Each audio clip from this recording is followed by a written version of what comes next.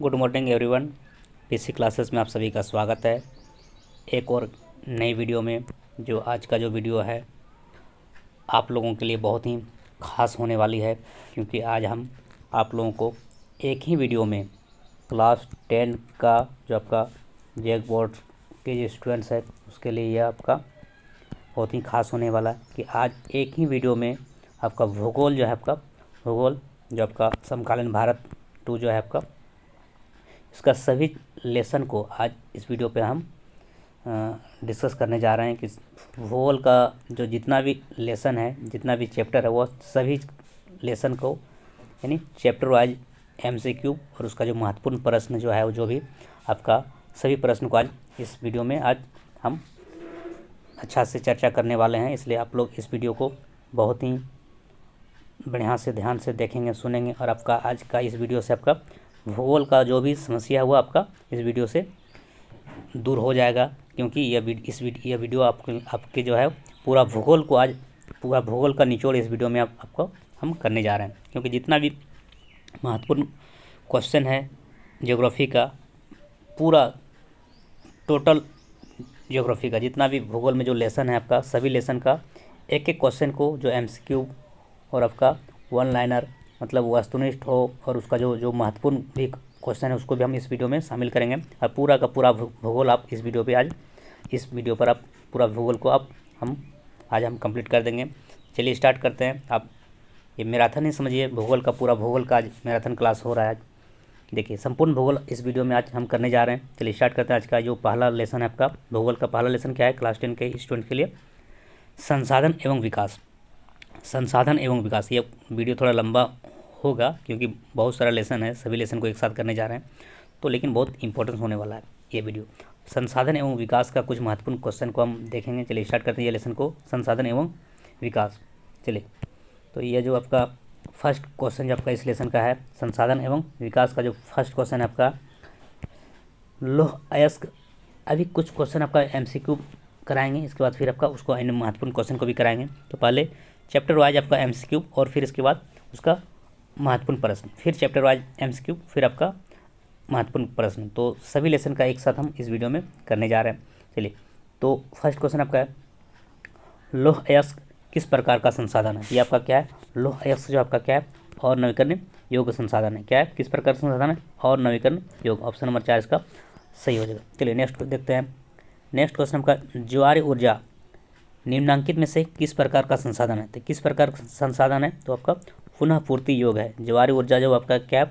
पुनः पूर्ति योग है। ये आपका फिर से प्राप्त किया जा सकता है। ज्वारीय ऊर्जा को फिर से आप ऐसा संसाधन है जो पुनः पूर्ति योग करने वाला संसाधन है। इसको आप फिर से उसको पुनरावृत्ति के द्वारा उसको प्राप्त किया जा सकता है ज्वारीय ऊर्जा को। ये आपका क्या हो गया?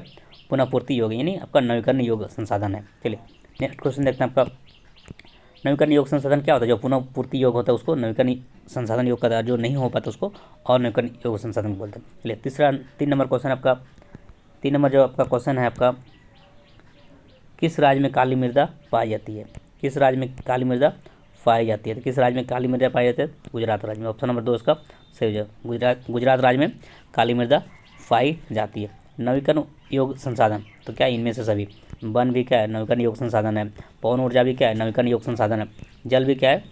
नवीकरण योग संसाधन है। तो इस प्रश्न का सही उत्तर है जो ऑप्शन नंबर 4 इनमें से सभी। नेक्स्ट क्वेश्चन देखते हैं। नेक्स्ट क्वेश्चन का कौन सा राष्ट्र संसाधन है? तो क्या है? जल संसाधन क्या है? वो आपका राष्ट्र संसाधन है। जल संसाधन क्या है? आपका राष्ट्रीय संसाधन है। नेशनल रिसोर्सेस आपका है क्या? जल। ऑप्शन नंबर 2 इसका सही हो जाएगा। निम्नांकित में कौन सा प्राकृतिक संसाधन नहीं है? यानी प्राकृतिक संसाधन नहीं है, यानी जो नेचुरल रिसोर्सेस नहीं है। कौन? भवन। भवन क्या है? प्राकृतिक संसाधन नहीं है। ऑप्शन नंबर 4 इसका सही हो जाएगा, क्योंकि भवन को तो मनुष्य बनाता है ना, वो आपका सिंथेसिस रिसोर्सेस है, कृत्रिम संसाधन है, प्राकृतिक संसाधन नहीं है। प्राकृतिक संसाधन कौन है? जल है, खनिज है और भूमि क्या है? वो सब प्राकृतिक संसाधन, वो प्रकृति के द्वारा निर्माण संसाधन है। प्रकृति के द्वारा निर्मित संसाधन है को ही प्राकृतिक संसाधन कहते हैं। और भवन क्या है? वो कृत्रिम संसाधन, वो मनुष्य के द्वारा बनाया गया संसाधन, इसलिए कौन प्राकृतिक संसाधन नहीं है? तो इसका आंसर होगा भवन। चलिए नेक्स्ट क्वेश्चन देखते हैं। क्वेश्चन नंबर आपका 7 कौन सा एक संसाधन नवीकरण योग्य संसाधन है? तो क्या हो जाए उसका? इसका जो सही उत्तर हो जाए आपका ज्वारीय ऊर्जा। ज्वारीय ऊर्जा ऑप्शन नंबर 1 इसका सही हो जाएगा। ज्वारीय ऊर्जा क्या है? आपका नवीकरणीय संसाधन है। ज्वार ऊर्जा क्या है? नवीकरणीय संसाधन है। और गैस, खनिज तेल और कोयला यह सभी क्या है? अनवीकरणीय योग्य संसाधन है। और नवीकरणीय योग्य संसाधन क्या है? गैस, खनिज तेल और कोयला। और ज्वारीय संसाधन क्या है? ज्वार ऊर्जा क्या है? वो नवीकरण संसाधन है, नवीकरणीय संसाधन है। और नवीकरण संसाधन होता क्या है? जो पुनः पूर्ति योग्य जो होता है उसको बोलते हैं ज्वारीय संसाधन, सॉरी मतलब नवीकरण योग्य संसाधन। जो उदाहरण है आपका ज्वारीय संसाधन। चलिए नेक्स्ट देखते हैं आपका ज्वारीय ऊर्जा क्या है? नवीकरणीय संसाधन का उदाहरण है ज्वारीय ऊर्जा। चलिए अब नेक्स्ट क्वेश्चन है आपका क्वेश्चन नंबर 8, नवीकरण योग्य संसाधन का एक उदाहरण है। तो कौन है नवीकरण योग्य संसाधन का उदाहरण? कौन है? इसका जो उदाहरण हो जाए आपका सौर ऊर्जा। सौर ऊर्जा क्या आपका नवीकरण योग्य संसाधन का उदाहरण है। नवीकरण योग्य संसाधन का उदाहरण कौन है? सौर ऊर्जा। ऑप्शन नंबर 1 इसका सही हो जाएगा। अरे बॉक्साइट, पेट्रोलियम, कोयला ये सब क्या है? और नवीकरण योग्य संसाधन का उदाहरण है। चलिए पूर्वी तट के नदी डेल्टाओं में किस प्रकार की मृदा पाई जाती है? तो जलोढ़ मृदा। ऑप्शन नंबर 1 इसका सही हो जाएगा। ऑप्शन नंबर 1 इसका सही हो जाएगा। पूर्वी तट के नदी डेल्टाओं में जो है जलोढ़ मृदा पाई जाती है। चलिए नेक्स्ट क्वेश्चन देखते हैं आपका क्वेश्चन नंबर 10। क्वेश्चन नंबर 10 आपका क्या है? नवीकरण योग्य संसाधन नहीं है। कौन नवीकरण योग्य संसाधन नहीं है? तो इसका जो सही उत्तर हो जाए आपका 10 का जीवाश्म ईंधन। क्या हो जाएगा? जीवाश्म ईंधन। ऑप्शन नंबर 1 ये जो आपका क्या है? नवीकरण संसाधन नहीं है। तो ये क्या है? जीवाश्म ईंधन क्या है? और नवीकरण योग्य संसाधन। और नवीकरण योग्य संसाधन कौन है? जीवाश्म ईंधन, जो नवीकरण योग्य संसाधन नहीं है। तो नवीकरण योग्य संसाधन कौन है? सौर ऊर्जा, जल और पवन ऊर्जा क्या है? वो नवीकरण योग्य संसाधन है जो पुनः पूर्ति इसका हो जाता है। चलिए नेक्स्ट क्वेश्चन आपका निम्नलिखित में से कौन जैव संसाधन? कौन जैव संसाधन? तो जैव संसाधन कौन है? तो इसका जो सही उत्तर हो जाए आपका मानव। क्या हो जाएगा? मानव। ऑप्शन नंबर 3 इसका सही हो जाएगा। मानव क्या है? वो जैव संसाधन। मनुष्य क्या है? वो जैव संसाधन है। नेक्स्ट क्वेश्चन देखते हैं आपका क्वेश्चन नंबर 12। क्वेश्चन नंबर 12 आपका क्या है? क्वेश्चन नंबर 12, कपास उत्पादन के लिए कौन सी मृदा उपयुक्त है? कपास उत्पादन के लिए जो है कौन सी मृदा उपयुक्त है? तो इसका सही उत्तर हो जाएगा काली मृदा। काली मृदा जो है कपास के लिए उपयुक्त है। काली मृदा कपास के लिए उपयुक्त होता है नहीं। चलिए नेक्स्ट क्वेश्चन आपका कौन सा जो है मृदा आमतौर पर रेतीली और लवणीय होती है? कौन सी मृदा आमतौर पर रेतीली और लवणीय होती है? तो इसका जो सही उत्तर हो जाएगा मरुस्थलीय मृदा। क्या हो जाएगा? मरुस्थलीय मृदा। ऑप्शन नंबर 1 इसका सही हो जाएगा मरुस्थलीय मृदा। मरुस्थलीय मृदा किस तरह का होता है? वह रेतीली और लवणीय होती है। चलिए नेक्स्ट क्वेश्चन देखते हैं आपका क्वेश्चन नंबर 14। क्वेश्चन नंबर 14 क्या है? निम्नलिखित में से किस तरीके द्वारा मृदा संरक्षण नहीं होता है? तो क्या हो जाएगा? ढाल पर ऊपर की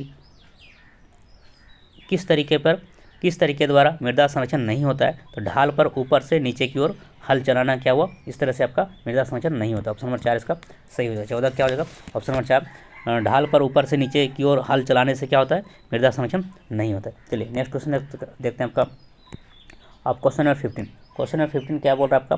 क्वेश्चन नंबर 15 आपका है कौन सा जैविक संसाधन का उदाहरण है? तो पशु। ऑप्शन नंबर 4 इसका सही हो जाएगा। पशु क्या है आपका? जैविक संसाधन का उदाहरण। ऑप्शन नंबर 4 इसका सही हो जाएगा। पशु क्या है? जैविक संसाधन का उदाहरण। नेक्स्ट क्वेश्चन आपका है सड़कें व नहरें किस प्रकार के संसाधन है? सड़कें और नहरें जो है किस प्रकार के संसाधन है? तो क्या होगा? राष्ट्रीय संसाधन। ऑप्शन नंबर 1 इसका सही हो जाएगा। सड़कें व नहरें किस प्रकार से संसाधन है? राष्ट्रीय संसाधन, नेशनल रिसोर्सेस है सड़क और नहर। रोड एंड कैनल, रोड और कैनल क्या है? आपका नेशनल रिसोर्सेस का उदाहरण है, एग्जाम्पल है। चलिए अब नेक्स्ट क्वेश्चन है आपका किस राज्य में काली मृदा मुख्य रूप से नहीं पाई जाती है? कहाँ पर नहीं पाई जाती है? राजस्थान में। ये आपका मॉडल सेट में भी ये क्वेश्चन पूछा है, मॉडल क्वेश्चन में इसको जगह दिया गया। कहाँ पे नहीं पाया जाता? तो राजस्थान। ऑप्शन नंबर 4 इसका सही हो जाएगा। राजस्थान में जो है काली मृदा नहीं पाया जाता है। कहाँ कहाँ पाया जाता है? महाराष्ट्र में पाया जाता है, मध्य प्रदेश में पाया जाता है और गुजरात में भी पाया जाता है। अभी अब गुजरात का जिक्र हुआ था आगे का कुछ क्वेश्चन में। चलिए नेक्स्ट क्वेश्चन आपका देखते हैं 18 नंबर, हमारे पर्यावरण में उपलब्ध प्रत्येक वस्तु जो हमारी आवश्यकताओं को पूरा करने में प्रयुक्त की जा सकती है और जिसको बचाने के लिए प्रौद्योगिकी उपलब्ध है जो जो आर्थिक रूप से संभाव्य और सांस्कृतिक रूप से मान्य है उसे क्या कहते हैं? तो संसाधन। ये क्या है? संसाधन का परिभाषा है। जो आपका हमारे पर्यावरण में उपलब्ध प्रत्येक वस्तु जो हमारी आवश्यकताओं को पूरा करने में प्रयुक्त की जा सकती है और जिसको बनाने के लिए जो है प्रौद्योगिकी उपलब्ध है जो आर्थिक रूप में संभाव्य और सांस्कृतिक रूप से मान्य है उसे क्या कहते हैं? संसाधन कहते हैं। ऑप्शन नंबर 2 इसका सही हो जाएगा। चलिए नेक्स्ट क्वेश्चन आपका है भूमि निम्नीकरण, भूमि निम्नीकरण में निम्नांकित में से किसकी भूमिका नहीं है? तो मधुमक्खी पालन। ऑप्शन नंबर 4 इसका सही हो जाएगा। क्या हो जाएगा? मधुमक्खी पालन। भूमि निम्नीकरण में जो है मधुमक्खी पालन की भूमिका नहीं है। ऑप्शन नंबर 4 इसका सही हो जाएगा। चलिए नेक्स्ट, आपके घर में एक दूध देने वाली गाय, आप इसे किस तरह का संसाधन कहते हैं? ये आपका क्या हो जाएगा? जैव संसाधन। ऑप्शन नंबर 1 इसका सही हो जाएगा। 20 का क्या हो जाएगा? ऑप्शन नंबर 1 इसका सही हो जाएगा, जैव संसाधन। जो गाय जो है वह क्या है? जैव संसाधन के उदाहरण है। चलिए नेक्स्ट क्वेश्चन आपका है क्वेश्चन नंबर 21। जिस भूमि पर खेती की जाती है उसे क्या कहते हैं? तो क्या कहते हैं? कृषि योग्य भूमि। ऑप्शन नंबर 1 इसका सही हो जाएगा। जिस भूमि पर खेती की जाती है उसे कृषि योग्य भूमि कहते हैं। नेक्स्ट क्वेश्चन आपका, नवीकरण संसाधन नहीं है, कौन नवीकरण संसाधन नहीं है? तो कोयला। कोयला क्या हुआ? नवीकरण संसाधन नहीं है। कोयला आपका ऑप्शन नंबर 4 इसका सही हो जाएगा। कोयला नवीकरण संसाधन नहीं है। तो कोयला क्या है? अनवीकरण संसाधन। कोयला क्या है? अनवीकरण संसाधन। जबकि जल संसाधन, ऊर्जा, सौर ऊर्जा और पवन, ये सब क्या नवीकरण संसाधन है। चलिए नेक्स्ट क्वेश्चन आपका, कितने किलोमीटर के बाद किसी देश का महासागरीय संसाधन पर अधिकार नहीं है? तो इसका जो सही उत्तर हो जाए आपका 200 किलोमीटर के बाद। ऑप्शन नंबर 3 इसका सही हो जाएगा। 200 किलोमीटर। 200 किलोमीटर के बाद किसी देश का महासागरीय संसाधन पर अधिकार नहीं रहता है। चलिए ऑप्शन नंबर 3 इसका सही हो जाएगा। चलिए नेक्स्ट क्वेश्चन आपका 24 नंबर क्वेश्चन, भारत के कुल क्षेत्रफल में कितने प्रतिशत क्षेत्र पर पठारी भाग है? तो इसका जो सही उत्तर हो जाए आपका 27%। ऑप्शन नंबर 2 इसका सही हो जाएगा। 27% भाग पर जो है वो भारत के 27% भाग पर जो है वो पठारी भाग है। भारत के कुल क्षेत्रफल में 27% भाग पर वह जो है वो पठारी भाग है। ऑप्शन नंबर 2 इसका सही हो जाएगा। चलिए नेक्स्ट क्वेश्चन आपका है, मृदा अपरदन कौन सा कारण नहीं? मृदा अपरदन का कौन सा कारण नहीं है? इसका जो आंसर हो जाएगा हिम। ऑप्शन नंबर 3 इसका सही हो जाएगा। मृदा अपरदन का कारण हिम नहीं है। जो जल आपका मृदा अपरदन का कारण हो सकता है, वायु मृदा अपरदन का कारण हो सकता है, वन भी क्या मृदा अपरदन का कारण है, जबकि क्या है? हिम आपका मृदा अपरदन का कारण नहीं है। इस लेसन में जो आपका ये जो लेसन आपका था संसाधन एवं विकास, इससे आपका जो है आपका संसाधन एवं विकास से आपका 25 MCQ क्वेश्चन था, जो बहुत ही इम्पोर्टेंस है। आप देखते हैं उसी लेसन का संसाधन एवं, अभी जो आपको पता है क्या था? संसाधन एवं विकास। संसाधन एवं विकास, संसाधन एवं विकास लेसन से आपका जो ज्योग्राफी का फर्स्ट लेसन है, तो इस चैप्टर से आपका 25 MCQ क्वेश्चन था, जो बहुत ही इंपॉर्टेंस है। अब इसी लेसन का कुछ महत्वपूर्ण अन्य प्रश्न है जो वन लाइनर है, इसको भी देखते हैं। इसके बाद फिर आपका नेक्स्ट लेसन को करेंगे। चलिए इसी लेसन का संसाधन एवं विकास लेसन से ही कुछ महत्वपूर्ण प्रश्न है जो वन लाइनर है, जो बहुत ही महत्वपूर्ण होगा आपके आने वाले बोर्ड एग्जाम के लिए। आज जो है इस वीडियो में पूरा भूगोल का, संपूर्ण भूगोल का सभी प्रश्नों को इस वीडियो पर हम करने जा रहे हैं, और एक ही वीडियो से आपका पूरा भूगोल आपका कंप्लीट हम कर देंगे। इसके बाद भूगोल का कोई भी समस्या इस वीडियो के बाद आपको नहीं मिलेगा, इसलिए इस वीडियो को ध्यान से देखेंगे और मिस नहीं करेंगे। ये वीडियो आपका पूरा भूगोल आपको इस वीडियो में ही आपको हम आज कराने वाले हैं। चलिए तो स्टार्ट करते हैं। जो आपका इसी लेसन का जो संसाधन एवं विकास का जो क्वेश्चन है वन लाइनर, इसको देखते हैं। ऊपरी भारत की सबसे आम मिट्टी कौन सी है? तो क्या है? जलोढ़ मिट्टी। उत्तरी भारत की जो सबसे आम मिट्टी जो होता है वह क्या होता है? जलोढ़ मिट्टी। उत्तरी भारत की सबसे आम मिट्टी क्या है? जलोढ़ मिट्टी। किस मिट्टी में लोह धातु की अधिकता होती है? तो क्या? काली मिट्टी। काली मिट्टी में लोह धातु की अधिकता होती है। किस प्रकार की मृदा में कंकर अधिक पाए जाते हैं? तो क्या होता है? बंगर। बंगर जो मृदा का प्रकार है, बंगर में जो है अधिक मात्रा में कंकर पाए जाते हैं। चलिए रियो डी जेनेरो पृथ्वी सम्मेलन आयोजित कहाँ किया गया था? ब्राज़ील में। रियो डी जेनेरो जो पृथ्वी सम्मेलन होता है वो कहाँ किया गया था? ब्राज़ील में। उत्पत्ति के आधार पर संसाधन कितने प्रकार के? 2। उत्पत्ति के आधार पर संसाधन कितने प्रकार का है? 2। चलिए ये आपका मॉडल सेट में भी पूछा हुआ क्वेश्चन है। चलिए तो कहीं से भी क्वेश्चन आपको छूटने नहीं देंगे, क्योंकि हम इतना क्वेश्चन का आपको कलेक्शन कर रहे हैं, इतना कलेक्शन आपको दे रहे हैं, इतना संग्रह है chapter wise. Model simple question paper का है, चैप्टर वाइज भी है, और आपका इंपॉर्टेंस क्वेश्चन का भी हम कलेक्शन आपको देने जा रहे हैं। तो इसलिए आपको एक भी क्वेश्चन आपको बाहर नहीं होने देंगे अपने वीडियो से। चलिए इसलिए पूरा वीडियो को देखेंगे, सभी वीडियो जितना भी अपलोडेड है, एक भी क्वेश्चन बाहर आपका नहीं जाएगा। तो आप क्या देखें कि उत्पत्ति के आधार पर संसाधन कितने प्रकार का? 2। प्रथम पृथ्वी सम्मेलन आयोजन किस वर्ष किया गया था? 1992 में। प्रथम पृथ्वी सम्मेलन आयोजन कब किया गया था? आपका 1992। कहाँ किया गया था? ब्राज़ील में। कहाँ किया गया था? ब्राज़ील में। जो आपका रियो डी जेनेरो जो पृथ्वी सम्मेलन हुआ था, कहाँ किया था? ब्राज़ील में। चलिए, और प्रथम पृथ्वी सम्मेलन कब हुआ था? 1992 में। समाप्यता के आधार पर संसाधन कितने प्रकार के? 2। समाप्यता के आधार पर संसाधन कितने प्रकार का? 2। ये भी मॉडल सेट में ये क्वेश्चन खूब पूछा गया है। बांगर और खादर, बांगर और खादर किस मिट्टी का प्रकार है? जलोढ़ मिट्टी। जलोढ़ मिट्टी का प्रकार है बांगर और खादर। मिट्टी का प्रकार है बांगर और खादर, जो जलोढ़ मिट्टी का प्रकार है। अब देखिए, जलोढ़ मृदा जो है क्या है? भारत के विस्तृत रूप में फैली हुई है। जलोढ़ मृदा बहुत महत्वपूर्ण मृदा है जो भारत के विस्तृत रूप में फैली हुई, यानी बहुत बड़ा भाग में भारत में वो जलोढ़ मिट्टी पाया जाता है। चलिए, अब नेक्स्ट क्वेश्चन देखते हैं।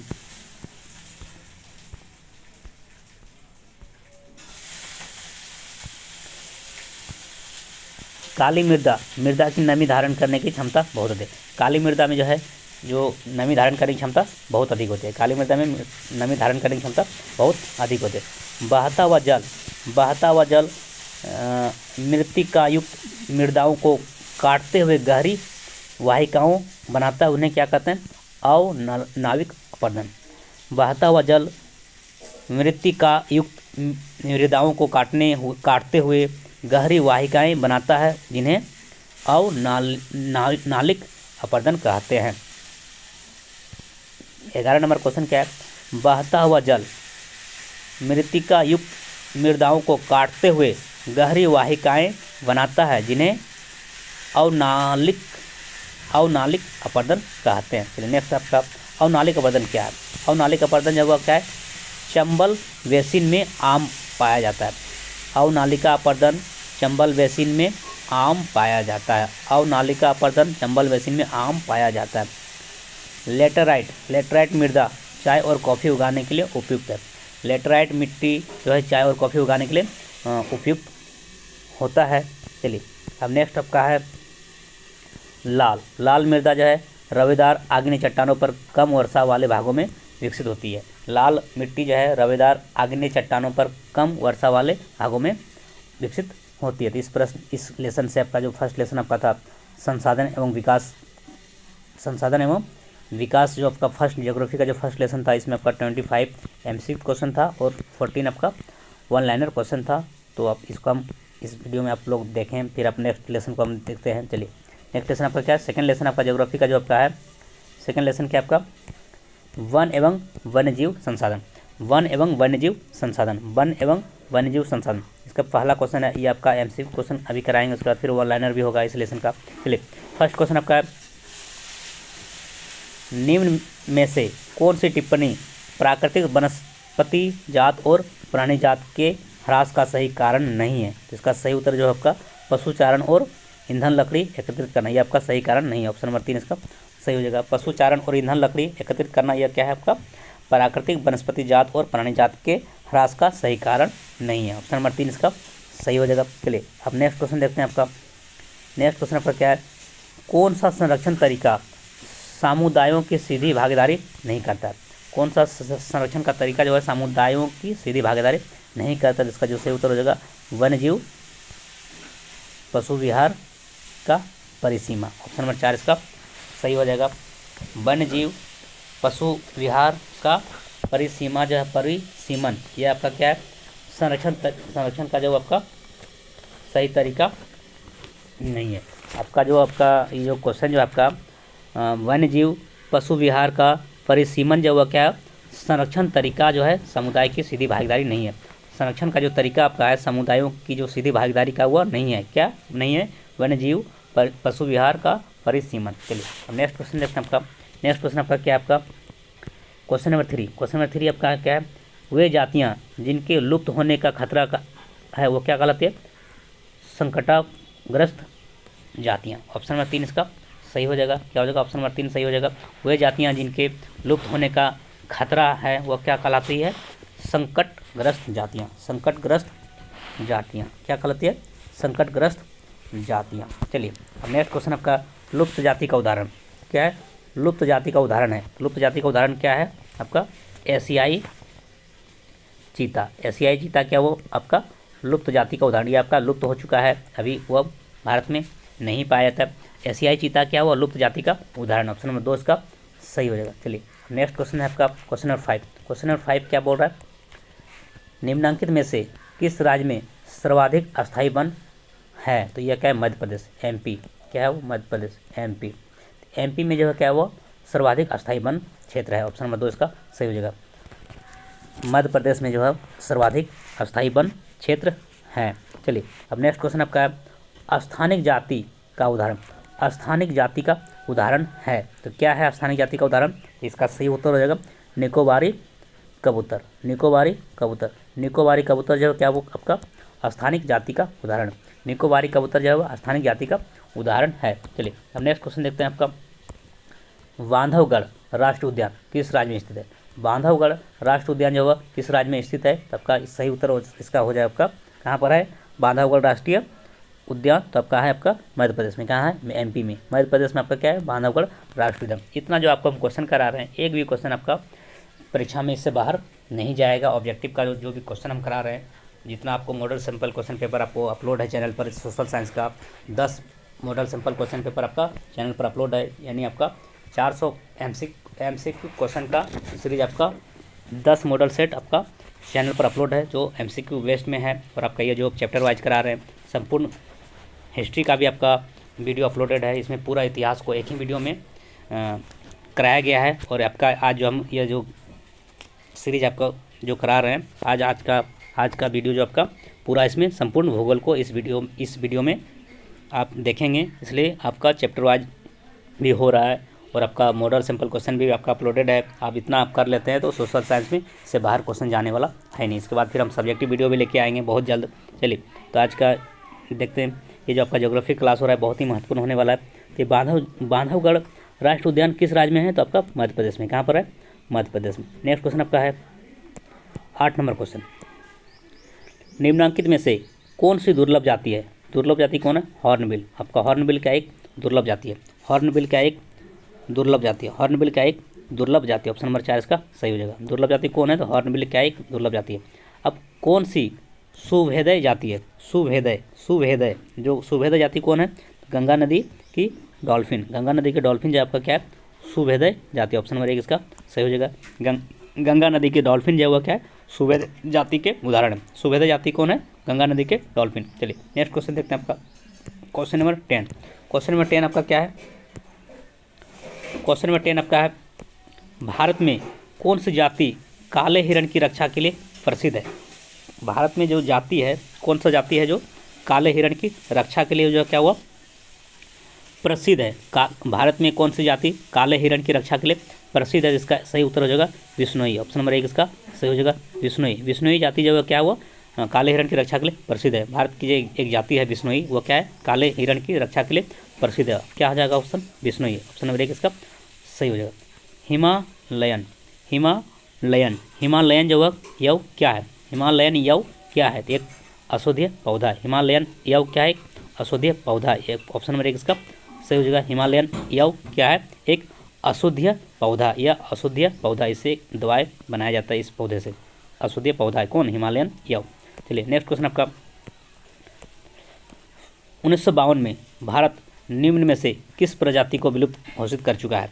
1952 में एक प्रजाति है जिसको क्या कर दिया है विलुप्त घोषित कर दिया है, तो वो क्या है एशियाई चीता। एशियाई चीता क्या हुआ विलुप्त प्रजाति का उदाहरण है, ऑप्शन नंबर 3 इसका सही हो जाएगा। इससे पहले अभी हम चर्चा किए थे कि एशियाई चीता क्या है विलुप्त प्रजाति का उदाहरण है। तो कब किया गया था घोषित 1952 में, 1952 में भारत के द्वारा एशियाई चीता का विलुप्त होने का घोषणा कर दिया गया। तो 1952 में भारत में जो है एशियाई चीता को विलुप्त घोषित कर चुका है। चलिए अब नेक्स्ट क्वेश्चन देखते हैं आपका विलुप्त जो आपका जाति है प्रजाति का उदाहरण कौन है एशियाई चीता। अब नेक्स्ट क्वेश्चन देखते हैं आपका नेक्स्ट आपका है चिपको आंदोलन से क्या तात्पर्य है। चिपको आंदोलन से क्या तात्पर्य है, चिपको आंदोलन से क्या समझते हैं, इसका जो सही उत्तर हो जाएगा चिपको आंदोलन से क्या तात्पर्य है वृक्षों की रक्षा करना, ऑप्शन नंबर 3 इसका सही हो जाएगा वृक्षों की रक्षा करना।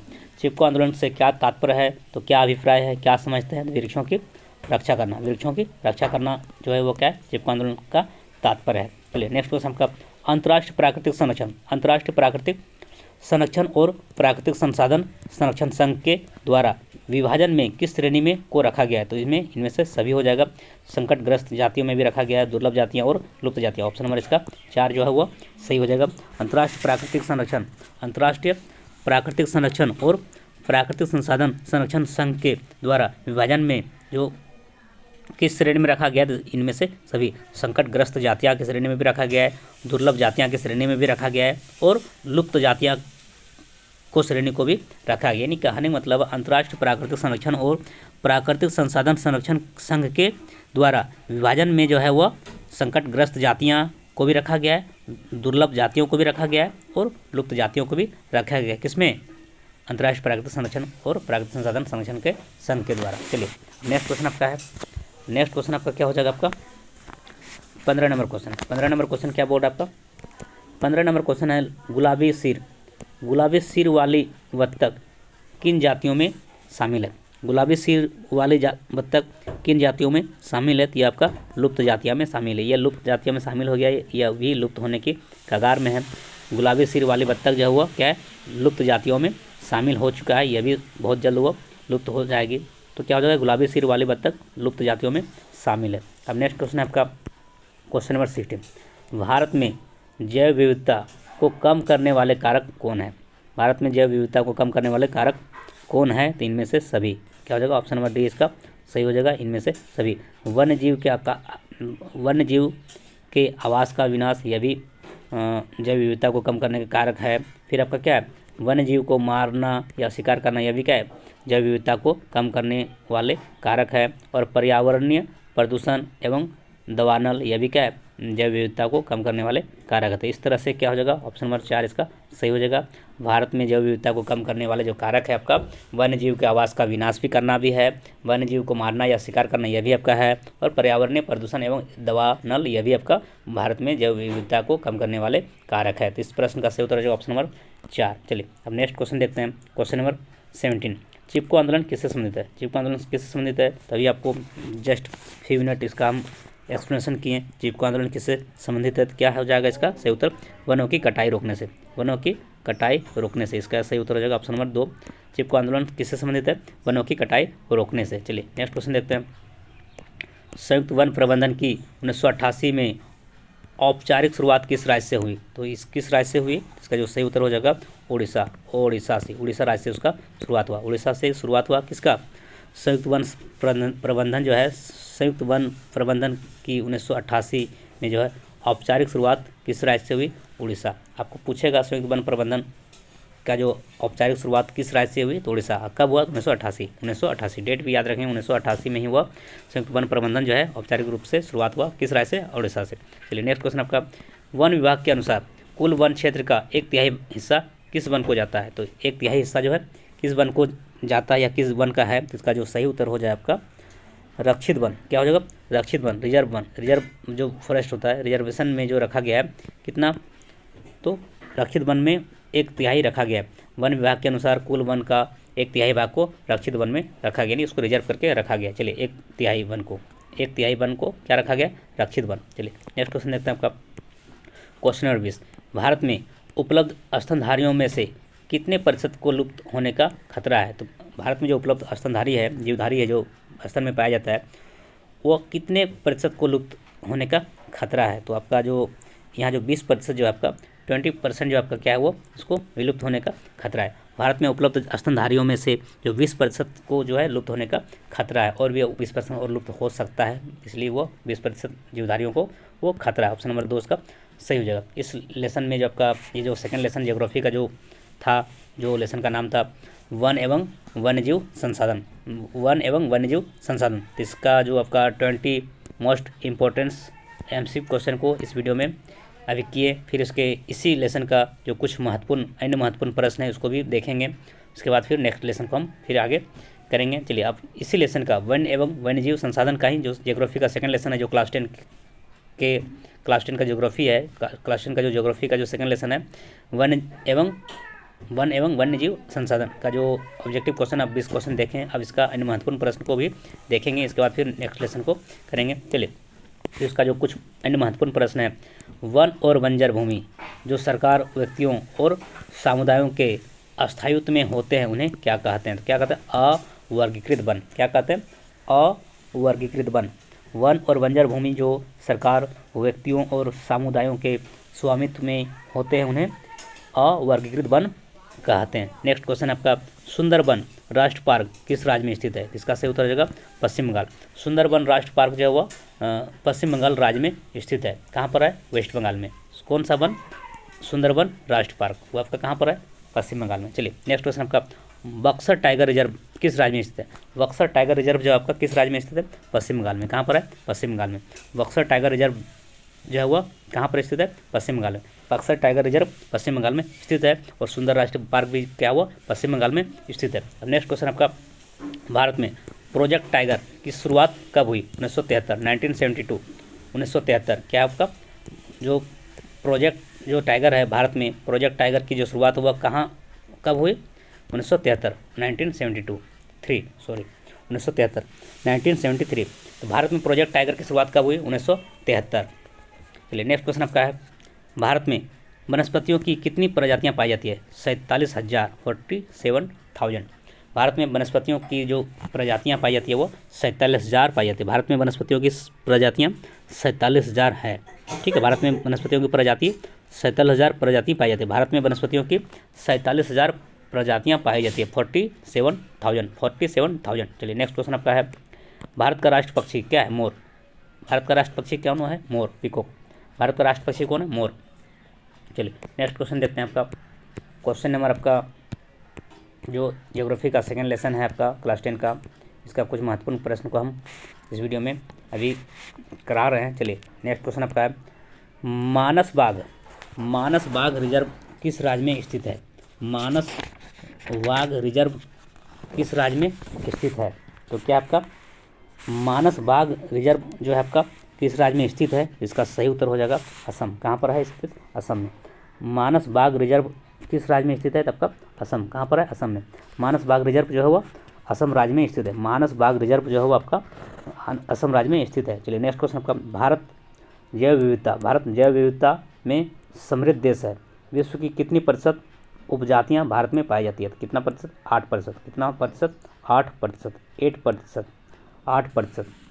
भारत जैव विविधता में समृद्ध देश है और विश्व की कितनी प्रतिशत जो है उपजातियाँ भारत में पाई जाती है? तो वह 8%।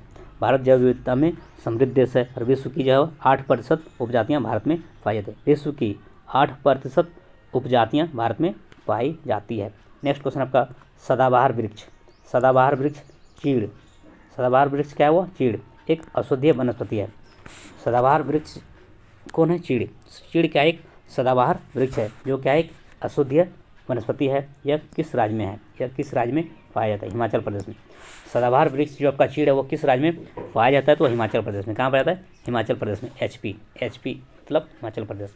तो सदाबहार वृक्ष जो आपका चीड़ है वह एक औषधीय वनस्पति है, वह किस राज्य में पाया जाता है? वो आपका हिमाचल प्रदेश में पाया जाता है। सदाबहार वृक्ष चीड़ एक औषधीय वनस्पति है जो हिमाचल प्रदेश में पाया जाता है। हिमाचल प्रदेश में पाया जाता है। चलिए नेक्स्ट क्वेश्चन आपका, एक सींग वाला गेंडा भारत में जो आपका कांजीरंगा राष्ट्रीय उद्यान में मिलता है। एक सींग वाला गेंडा जो है भारत में कांजीरंगा जो आपका कांजीरंगा राष्ट्रीय उद्यान में मिलता है। चलिए एक सींग वाला जो गेंडा भारत में किस राष्ट्रीय उद्यान में मिलता है? तो आपका हो जाएगा कांजीरंगा। एक सींग वाला गेंडा भारत में जो है कहाँ मिलता है? तो कांजीरंगा राष्ट्रीय उद्यान। वो कहाँ पर है? असम में। असम राज्य में यह कांजीरंगा राष्ट्रीय उद्यान है जो आपका एक सींग वाला गेंडा के लिए प्रसिद्ध है। कांजीरंगा राष्ट्रीय उद्यान जो एक सींग वाला गेंडा जो भारत में पाया जाता है वो कहाँ पर है? कांजीरंगा राष्ट्रीय उद्यान जो आपका असम राज्य में स्थित है। एक सींग वाला गेंडा भारत में कांजीरंगा राष्ट्रीय उद्यान में मिलता है। चलिए नेक्स्ट क्वेश्चन आपका है, नेक्स्ट क्वेश्चन का 11 नंबर आपका, एशियाई सींग का प्राकृतिक आवास। एशियाई सींग का प्राकृतिक आवास जो वो क्या है? गिर। क्या वो? गिर। एशियाई सींग का प्राकृतिक आवास क्या है? गिर। गिर क्या है आपका? गुजरात में है। एशियाई सींग का जो प्राकृतिक आवास है वह गिर राष्ट्रीय उद्यान में है। कहाँ पर है? गिर राष्ट्रीय उद्यान में। एशियाई सींग का जो प्राकृतिक आवास जो है वह गिर राष्ट्रीय उद्यान में है। कहाँ पर है? तो एशियाई सिंह का प्राकृतिक आवास जो है वह क्या है? गिर राष्ट्रीय उद्यान में है। एशियाई सिंह का प्राकृतिक आवास गिर राष्ट्रीय उद्यान है। गिर राष्ट्रीय उद्यान कहाँ है? गुजरात में। गिर राष्ट्रीय उद्यान कहाँ है? गुजरात में। चलिए नेक्स्ट क्वेश्चन आपका कॉर्बेट राष्ट्रीय उद्यान। कॉर्बेट राष्ट्रीय उद्यान किस राज्य में? उत्तरांचल। उत्तरांचल राज्य में स्थित है। कॉर्बेट राष्ट्रीय उद्यान जो आपका उत्तरांचल में स्थित है। सरिस्का वन्यजीव पशु विहार। सरिस्का वन्यजीव पशु विहार वह राजस्थान राज्य में स्थित है। सरिस्का वन्यजीव पशु विहार राजस्थान राज्य में स्थित है। पेरियार बाघ रिजर्व आपका केरल में स्थित है। सबसे अधिक मूल्यवान जो है वह आरक्षित वन माने जाते हैं। सबसे अधिक मूल्यवान जो है वह आरक्षित वन माने जाते हैं। जो 1/3 वन को रक्षित करके रखा गया है। भारत में 1/3 भाग को रक्षित वन रखा गया है। सरिस्का वन्यजीव पशु विहार राजस्थान में है। पेरियार बाघ रिजर्व केरल में है। कॉर्बेट राष्ट्रीय उद्यान उत्तरांचल में है। एशियाई सिंह जो है आपका वह गिर राष्ट्रीय उद्यान कहाँ है? गुजरात में। और कांजीरंगा राष्ट्रीय उद्यान कहाँ है आपका? असम में। कांजीरंगा कहाँ है? असम में। कांजीरंगा जो राष्ट्रीय उद्यान कहाँ पर है आपका? असम में। और सदाबहार चीड़ वृक्ष कहाँ पाया जाता है? आपका हिमाचल प्रदेश में। तो ये सभी प्रश्न क्या है? बहुत ही महत्वपूर्ण है, इसको याद रखेंगे। अब देखिए इस लेसन में आपको कुछ महत्वपूर्ण क्वेश्चन था आपका। ये जो आपका सेकंड लेसन था, सेकंड लेसन में कितना था आपका? 20 आपका MCQ क्वेश्चन था। कितना था? 20 आपका MCQ क्वेश्चन था सेकंड लेसन में। और 15 आपका वन लाइनर क्वेश्चन था। अब आपको हम अब ले चलते हैं एक्सरसाइज लेसन 3 जो भूगोल का पार्ट 3 है, जो जल संसाधन। जियोग्राफी का जो थर्ड लेसन आपका है जल संसाधन, जो आपका लेसन 3 है। 3 का कुछ महत्वपूर्ण क्वेश्चन को पहले MCQ करेंगे, उसके बाद फिर वन लाइनर क्वेश्चन देखेंगे। तो लेसन 3 जियोग्राफी का जो लेसन 3 है जल संसाधन, वाटर रिसोर्सेज, इसका कुछ महत्वपूर्ण क्वेश्चन को देखेंगे। इसके बाद फिर उसका वन लाइनर क्वेश्चन को भी देखेंगे। चलिए स्टार्ट करते हैं। आपका इस लेसन का फर्स्ट क्वेश्चन है, धरातल का कितना भाग जल से ढका हुआ है? धरातल का कितना भाग जो है जल से ढका है? तो बहुत ही सिंपल क्वेश्चन है आपका, 3/4। ऑप्शन नंबर 3 सही हो जाएगा। 3/4 3/4। ये 3/4 भाग जो हुआ धरातल का जो है जल से ढका हुआ। धरातल का कितना भाग जल से ढका है? 3/4, 3/4। चलिए नेक्स्ट क्वेश्चन देखते हैं आप। Question number 2। क्वेश्चन नंबर 2 आपका, निम्नलिखित में से जल की खराब गुणवत्ता का कारण नहीं है। तो क्या हो जाएगा? असमान वितरण। ऑप्शन नंबर 1 इसका सही हो जाएगा। ऑप्शन नंबर 1 इसका सही हो जाएगा। निम्नलिखित में से जल की खराब गुणवत्ता का कारण नहीं है, तो क्या हो जाएगा? ऑप्शन नंबर 1 इसका जो सही हो जाएगा असमान वितरण। चलिए इसका सही उत्तर हो जाएगा असमान वितरण। ऑप्शन नंबर 1 इसका सही हो जाएगा। अब क्वेश्चन नंबर 3। क्वेश्चन नंबर 3 है आपका, किसने कहा है कि बांध आधुनिक भारत के मंदिर है? ये बात बहुत अच्छा बात किसी ने कहा है, वो आपका वो शख्स है आपका पंडित जवाहरलाल नेहरू। ऑप्शन नंबर 4 इसका सही हो जाएगा। जो भारत के पूर्व प्रधानमंत्री थे और भारत के प्रथम प्रधानमंत्री आपका पंडित जवाहरलाल नेहरू ही थे,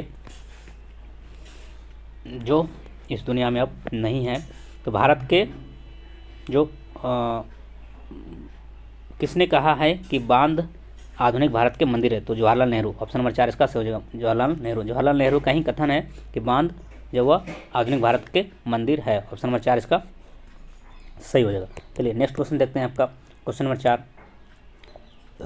राज्य का नाम बताएं जहां हर घर में छत वर्षा जल संग्रहण ढांचा बनाना आवश्यक है। उस राज्य का नाम बताना है जहां हर घर में छत वर्षा जल संग्रहण ढांचा बनाना आवश्यक है। जिसका सही उत्तर हो जाए आपका तमिलनाडु। तमिलनाडु। ऑप्शन नंबर 1 इसका सही हो जाएगा तमिलनाडु। तमिलनाडु राज्य जो है वह क्या है? हर घर छत वर्षा जल संग्रहण ढांचा बनाना आवश्यक है। ऑप्शन नंबर 1 इसका सही हो जाएगा। चलिए नेक्स्ट क्वेश्चन का, किस राज्य में विश्व की सर्वाधिक वर्षा होती है? किस राज्य में विश्व की सर्वाधिक वर्षा होती है? तब का ऑप्शन नंबर 3 सही हो जाएगा मेघालय। मेघालय राज्य में जो विश्व की सर्वाधिक वर्षा होती है। ऑप्शन नंबर 3 इसका सही हो जाएगा। मेघालय राज्य में विश्व की सर्वाधिक वर्षा होती है। चलिए नेक्स्ट क्वेश्चन आपका जो मासिनराम जिला में होता है, तो किस राज्य में सर्वाधिक वर्षा होती है? तो इसका सही उत्तर हो जाएगा मेघालय। इंदिरा गांधी नहर किस क्षेत्र को पेयजल उपलब्ध कराती है? तो इसका जो सही उत्तर हो जाए आपका पश्चिम राजस्थान। कहाँ? पश्चिमी राजस्थान। इंदिरा गांधी नहर किस क्षेत्र को पेयजल उपलब्ध कराती है? तो पश्चिमी राजस्थान। ऑप्शन नंबर 4 इसका सही हो जाएगा। इंदिरा गांधी नहर पश्चिमी राजस्थान क्षेत्र को पेयजल उपलब्ध कराती है। चलिए नेक्स्ट क्वेश्चन आपका देखते हैं, कौन सा अवलवणीय जल का स्रोत है? तो इनमें से सभी, ऑप्शन नंबर 4 इसका सही हो जाएगा, इनमें से सभी। भौम जल भी क्या है? भौम जल भी आपका अवलवणीय जल का स्रोत है।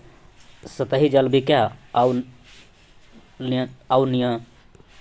जल का स्रोत है। और वर्षण भी क्या है? वर्षण भी क्या है? वो अवलवणीय जल का स्रोत है। इन्हीं आपका भौम जल में भी अवलवणीय जल होता है और वर्षण और सतही जल। तो इस प्रश्न का सही उत्तर हो जाएगा इनमें से सभी। सभी में जो है अवलवणीय जल का स्रोत है। सभी जो है भौम जल, वर्षण जल और सतही जल, सभी जल क्या अवलवणीय जल का स्रोत है।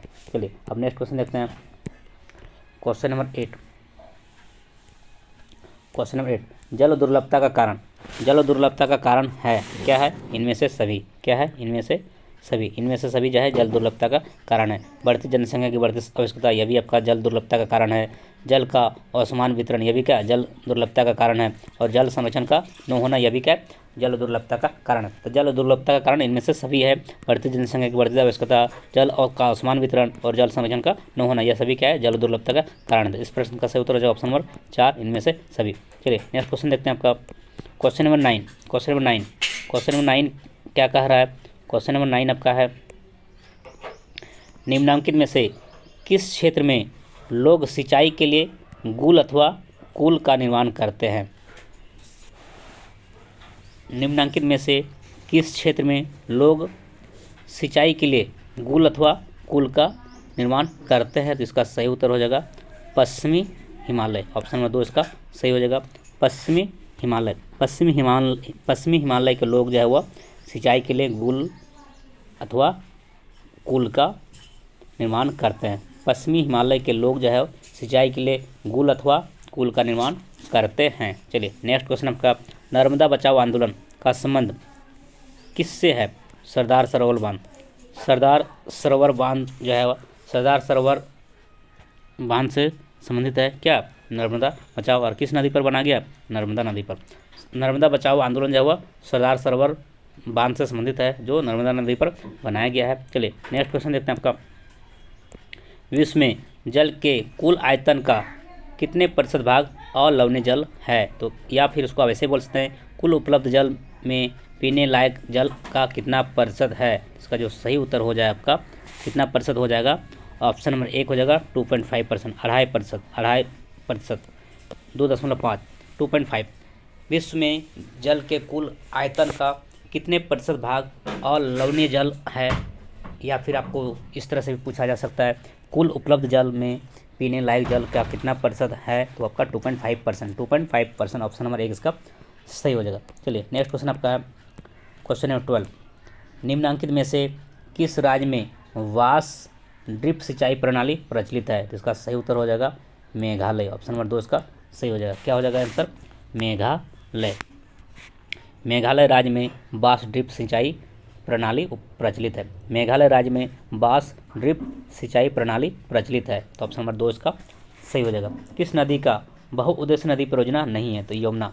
यमुना नदी का जो है बहुउद्देश्य नदी परियोजना नहीं है। ऑप्शन नंबर 4 इसका सही हो जाएगा। यमुना नदी का बहुउद्देश्य नदी परियोजना नहीं है। ऑप्शन नंबर 4 इसका सही हो जाएगा। चलिए नेक्स्ट क्वेश्चन आपका, क्वेश्चन नंबर 14, कौन सा ताज़ा पानी का स्रोत है? तो भूजल। भूजल ऑप्शन नंबर 3 क्या है वो सही है। भूजल जो है वो क्या है? ताज़ा पानी का स्रोत है। भूजल जो है वो क्या है?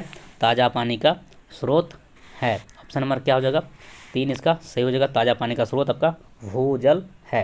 नेक्स्ट क्वेश्चन आपका है, राजस्थान की सबसे महत्वपूर्ण परियोजना कौन सी है? तो इंदिरा गांधी नहर परियोजना। ऑप्शन नंबर 4 क्या हो जाएगा? वो सही हो जाएगा।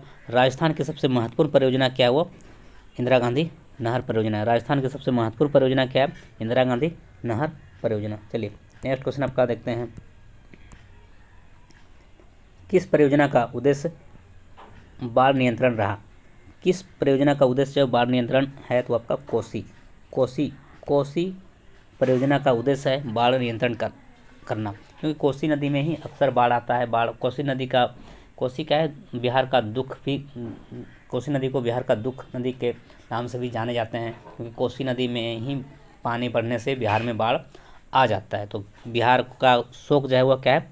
कोसी नदी को कहते हैं, क्योंकि कोसी नदी का जल स्तर बढ़ने से ही वह बिहार में बाढ़ आता है, और बिहार का शोक क्या हुआ, कोसी नदी को बिहार का शोक नदी कहते हैं। और ये जो है आपका बाढ़ नियंत्रण के लिए ये परियोजना बनाया गया है। कोसी परियोजना जो है मुख्य उद्देश्य क्या है, वो बाढ़ का नियंत्रण करना। चलिए ऑप्शन नंबर 4 इसका सही हो जाएगा।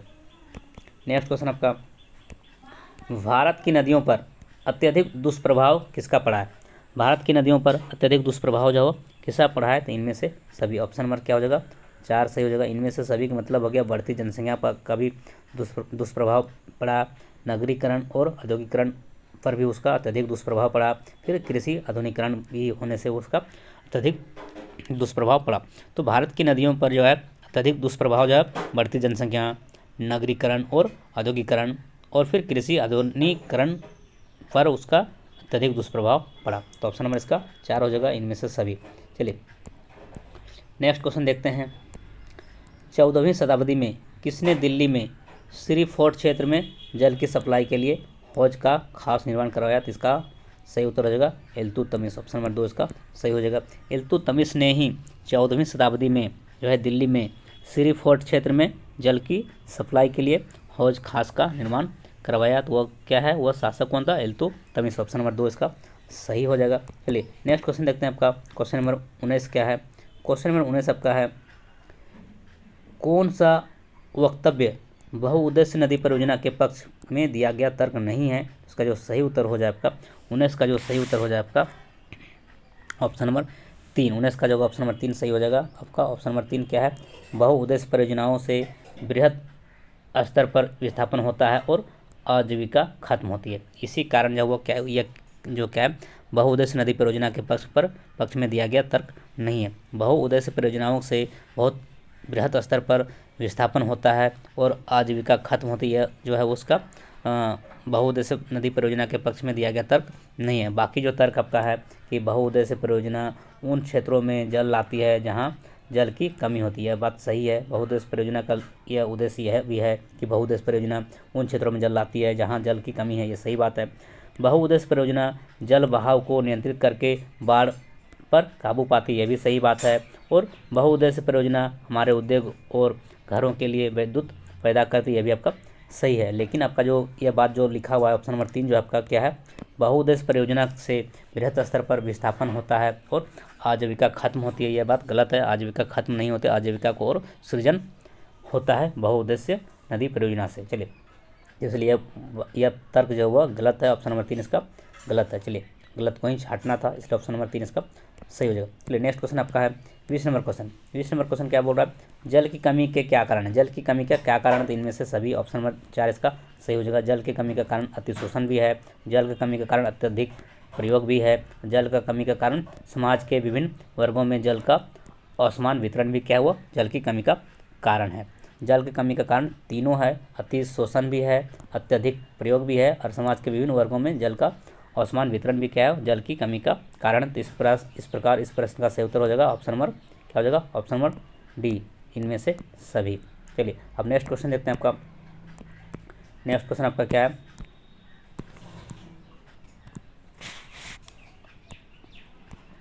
पश्चिमी राजस्थान में वर्षा जल संग्रहण की रीति किस कारण से कम हो रही है?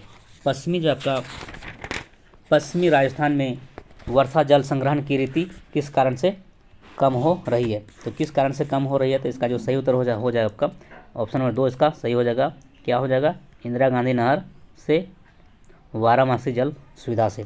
पश्चिमी राजस्थान में वर्षा जल संग्रहण की रीति किस कारण से कम हो रही है? तो इसका सही उत्तर हो जाएगा इंदिरा गांधी नहर से वाराणसी जल सुविधा। तो इंदिरा गांधी जो नहर बनाया गया, इंदिरा गांधी नहर परियोजना थी आपका, इससे बारहमासी जल का परिवहन होता है, जिसके कारण उसका पश्चिमी राजस्थान में जल वर्षा संग्रहण की कमी हो रहा है, क्योंकि इससे पानी का क्या होता है, सप्लाई होता है पूरा सालों भर। चलिए नेक्स्ट क्वेश्चन आपका, क्वेश्चन नंबर आपका 22। क्वेश्चन नंबर 22 क्या है आपका, क्वेश्चन नंबर 22 आपका है, सिंचाई ने कई क्षेत्रों में निम्नलिखित में से किसे परिवर्तित कर दिया?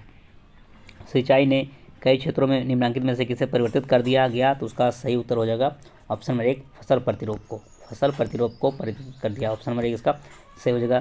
सिंचाई ने कई क्षेत्रों में जो है फसल प्रतिरोध को परिवर्तित कर दिया है। तो फसल प्रतिरोध को क्या कर दिया, सिंचाई ने विभिन्न क्षेत्र में जो है फसल प्रतिरोध को वह क्या कर दिया, परिवर्तित कर दिया, यानी बदल दिया है फसल प्रतिरोध को। चलिए अब नेक्स्ट क्वेश्चन देखते हैं। प्रचुर मात्रा में क्या है, 23 नंबर क्वेश्चन आपका क्या है, प्रचुर मात्रा में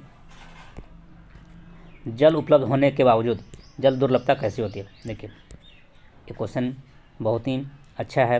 प्रचुर मात्रा में जल उपलब्ध होने के बावजूद भी जल दुर्लभता कैसे होती है, जिसका जो सही उत्तर हो जाए आपका ऑप्शन नंबर 1 औद्योगिक कचरों और रसायनों से जल की गुणवत्ता में कमी होना। ऑप्शन नंबर 1 इसका सही हो जाएगा। क्या हो जाएगा, प्रचुर मात्रा में जल उपलब्ध होने के बावजूद भी जल दुर्लभता कैसे होती है, इसका कारण है औद्योगिक कचरों और रसायनों से जल की गुणवत्ता में कमी। जो आपका जो औद्योगिक जो कचरा जो होता है, इसके कारण रसायन का जो प्रयोग होता है जल में, तो इसके कारण जल की गुणवत्ता में कमी हो जाता है। इसके कारण वह बहुत अधिक जल होने के बावजूद भी क्या होता है, पेयजल की समस्या आती है। क्योंकि आप सभी जानते हैं कि जल जो है वो आपका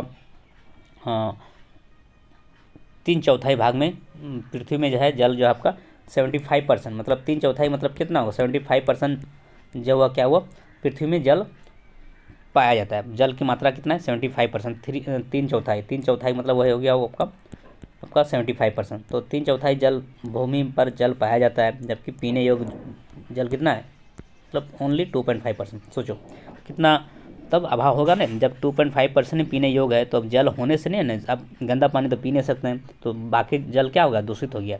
2.5% ही पीने योग्य जल बचा हुआ पृथ्वी में, बाकी जल क्या हुआ, दूषित है, प्रदूषित है, जिसको आप पीने लायक नहीं है। इसलिए प्रचुर मात्रा में जल उपलब्ध होने के बावजूद भी क्या है, जल दुर्लभता कैसे होती है, तो कारण यही है। कारण क्या आप जान गए, औद्योगिक कचरों और रसायनों की जल में गुणवत्ता की कमी होने का कारण है। ऑप्शन नंबर 1 इसका सही हो जाए। चलिए अब नेक्स्ट क्वेश्चन आपका 24 नंबर क्वेश्चन आपका है।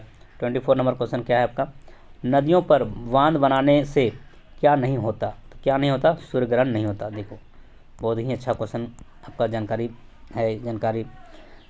बहुत सारा यह क्वेश्चन देखिए क्या है, नदियों पर बांध बनाने से क्या नहीं होता, तो सूर्य ग्रहण नहीं होता। ऑप्शन नंबर क्या हो जाएगा, 4 इसका सही हो जाएगा। नदियों पर बांध बनाने से क्या होता है, सूर्य ग्रहण नहीं होता है। क्या होता है, सूर्य ग्रहण नहीं होता। नदियों पर बांध बनाने से क्या होता है, सूर्य ग्रहण नहीं होता। ऑप्शन नंबर 4 इसका सही हो जाएगा। नेक्स्ट क्वेश्चन, बहुउद्देश्य परियोजना का कौन सा लाभ है, तो इनमें से सभी। ऑप्शन नंबर 4 इसका सही हो जाएगा।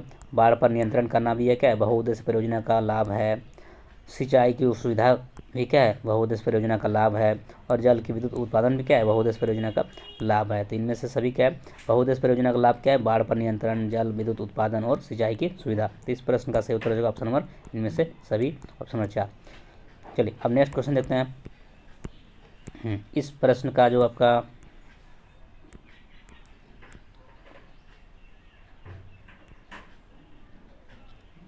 इस लेसन का कुछ महत्वपूर्ण प्रश्न था जो आपका इसमें थोड़ा सा छूट गया ना, चलिए हम ऐसे ही करा देते हैं। यह जो आपका लेसन जो क्या था, लेसन 3, लेसन आपका क्या था, लेसन 3 का क्वेश्चन जो है महत्वपूर्ण प्रश्न क्या हो गया, वो छूट गया है। तो लेसन 3 में आपका क्या था, लेसन 3 का नाम क्या था आपका, जल संसाधन। क्या था, जल संसाधन। जो आपका लेसन 3 का जो आपका जल संसाधन था, क्या था, जल संसाधन। जल संसाधन लेसन 3 था, जो आपका कितना इंपॉर्टेंस क्वेश्चन था, 25। जल संसाधन जो ज्योग्राफी का जो तीसरा लेसन है, ज्योग्राफी का जो तीसरा लेसन है, 3 लेसन है, लेसन 3 क्या है, जल संसाधन। जल संसाधन का जो कुछ MCQ क्वेश्चन था जो बहुत ही महत्वपूर्ण था, जो आपका इस वीडियो में हम कराएं। इस वीडियो में क्या कराएं, इसका जो कुछ महत्वपूर्ण क्वेश्चन था जो आपका 25 MCQ क्वेश्चन था। जो MCQ क्वेश्चन क्या था, MCQ क्वेश्चन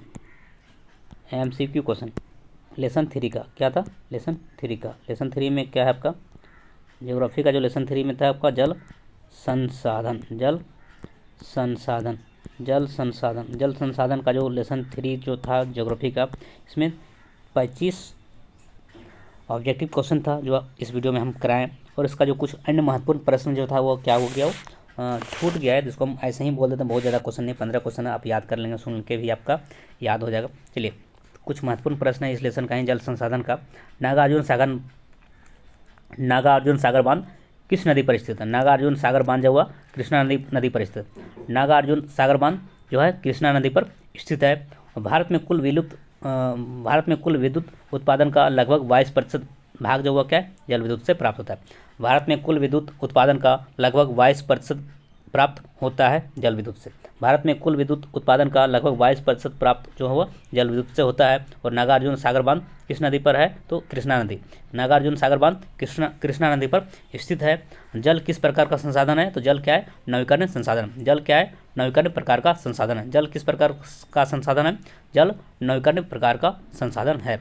राजस्थान में छत वर्षा जल संग्रहण को क्या कहा जाता है, टाका। क्या कहा जाता है, टाका। बहुत ही इंपॉर्टेंट क्वेश्चन है। राजस्थान में छत वर्षा जल संग्रहण को क्या कहा जाता है, टाका। क्या कहा जाता है, टाका। अब विश्व में कुल जल के कुल आयतन का कितने प्रतिशत भाग महासागरों में पाया जाता है, तो कितना हो जाएगा, 96.5%। विश्व में जल के कुल आयतन का जो है 96.5% भाग जो है महासागरों में पाया जाता है। नेक्स्ट क्वेश्चन आपका दामोदर नदी घाटी परियोजना किस राज्य में स्थित है, तो आपका झारखंड राज्य में। दामोदर नदी घाटी परियोजना जो हुआ झारखंड राज्य में स्थित है। दामोदर नदी घाटी परियोजना झारखंड राज्य में स्थित है। नेक्स्ट क्वेश्चन आपका सरदार सरोवर बांध में जो है कौन सा राज्य प्रभावित होता है, तो वह गुजरात।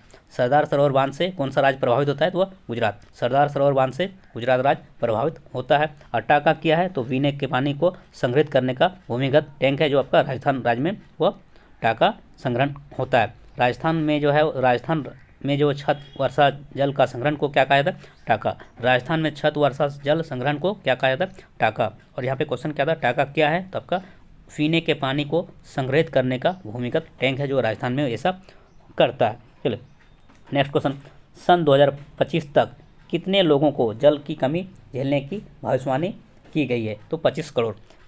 सन 2025 तक जो है कितने लोगों को जल की कमी झेलने की भविष्यवाणी की गई है, तो 20 करोड़। कितना, 20 करोड़। 2025 तक में कितने लोगों को जल की कमी झेलने की भविष्यवाणी हो गया है, तो 20 करोड़। 20 करोड़।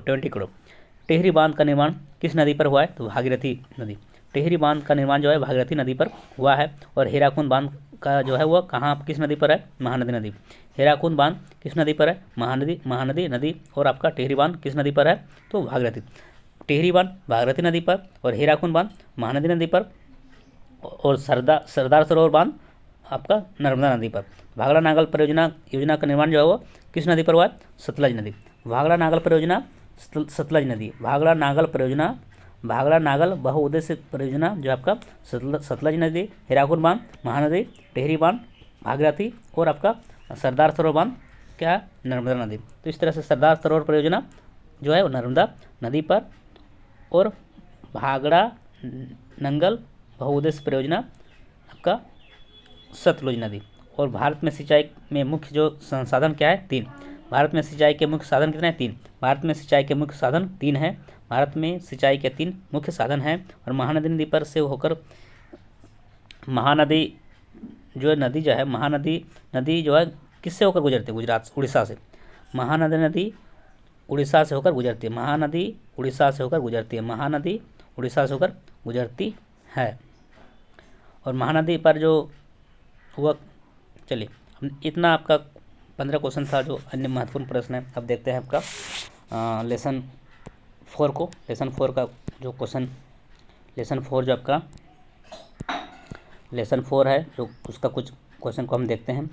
लेसन 4 में क्या है, कृषि क्या है। चौथा लेसन आपका ज्योग्राफी का है, क्या है, क्लास 10 का जो चौथा लेसन है आपका ज्योग्राफी का, भूगोल का चौथा अध्याय आपका कृषि को अंग्रेजी में क्या बोलते हैं, एग्रीकल्चर। चलिए इसका कुछ महत्वपूर्ण क्वेश्चन है, MCQ क्वेश्चन।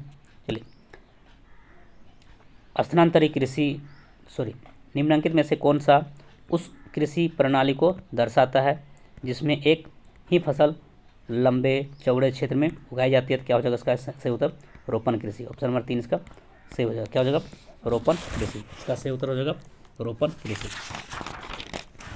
इसका सही उत्तर हो जाएगा रोपण कृषि। निम्नलिखित में से कौन सा उस कृषि प्रणाली को दर्शाता है जिसमें एक ही फसल लंबे चौड़े क्षेत्र में उगाई जाती है, इसका सही उत्तर हो जाएगा रोपण कृषि। क्या हो जाएगा, रोपण कृषि। ऑप्शन नंबर 3 इसका सही हो जाएगा। चलिए नेक्स्ट क्वेश्चन देखते हैं आपका, कौन सी रबी फसल है, तो इसका सही उत्तर हो चना। चना क्या वो रबी फसल है। चना क्या है वो रबी फसल है। चना क्या वो रबी फसल है। चना क्या वो रबी फसल है और चावल, मोटे अनाज और कपास क्या है खरीफ फसल है। चलिए, कौन सी फलीदार फसल है? फलीदार फसल कौन है? दाल। दाल ने क्या है वो फलीदार फसल। ऑप्शन नंबर 1 इसका सही हो जाएगा। चावल चना क्या है रबी फसल है और दालें क्या है फलीदार फसल है। अब नेक्स्ट क्वेश्चन देखते हैं आपका, सरकार निम्नलिखित में से कौन सी घोषणा फसलों को सहायता देने के लिए करता है? तो क्या है? तो आपका न्यूनतम सहायता मूल्य। ऑप्शन नंबर 3 इसका सही हो जाएगा, न्यूनतम सहायता मूल्य।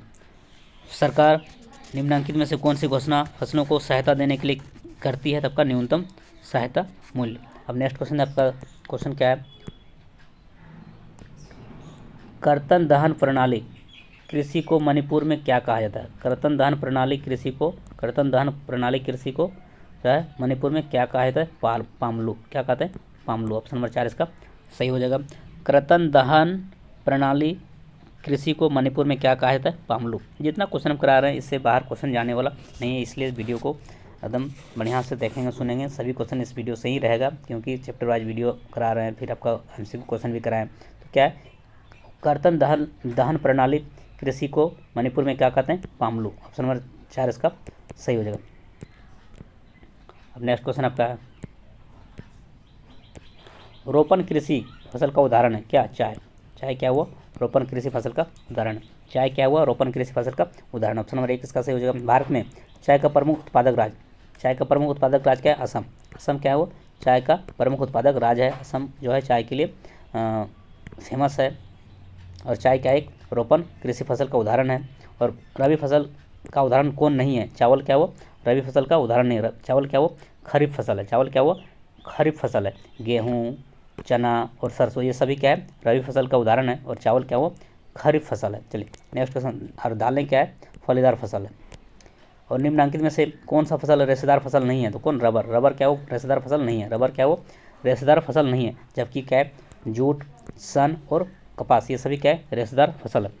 जूट, सन और कपास ये सभी क्या है? रेशेदार फसल है। जबकि रबर जो हुआ क्या है? रेशेदार फसल नहीं है। ऑप्शन नंबर क्या है? रेशेदार फसल नहीं है तो क्या हो जाएगा? रबर इसका सही उत्तर हो जाएगा। Option number 4।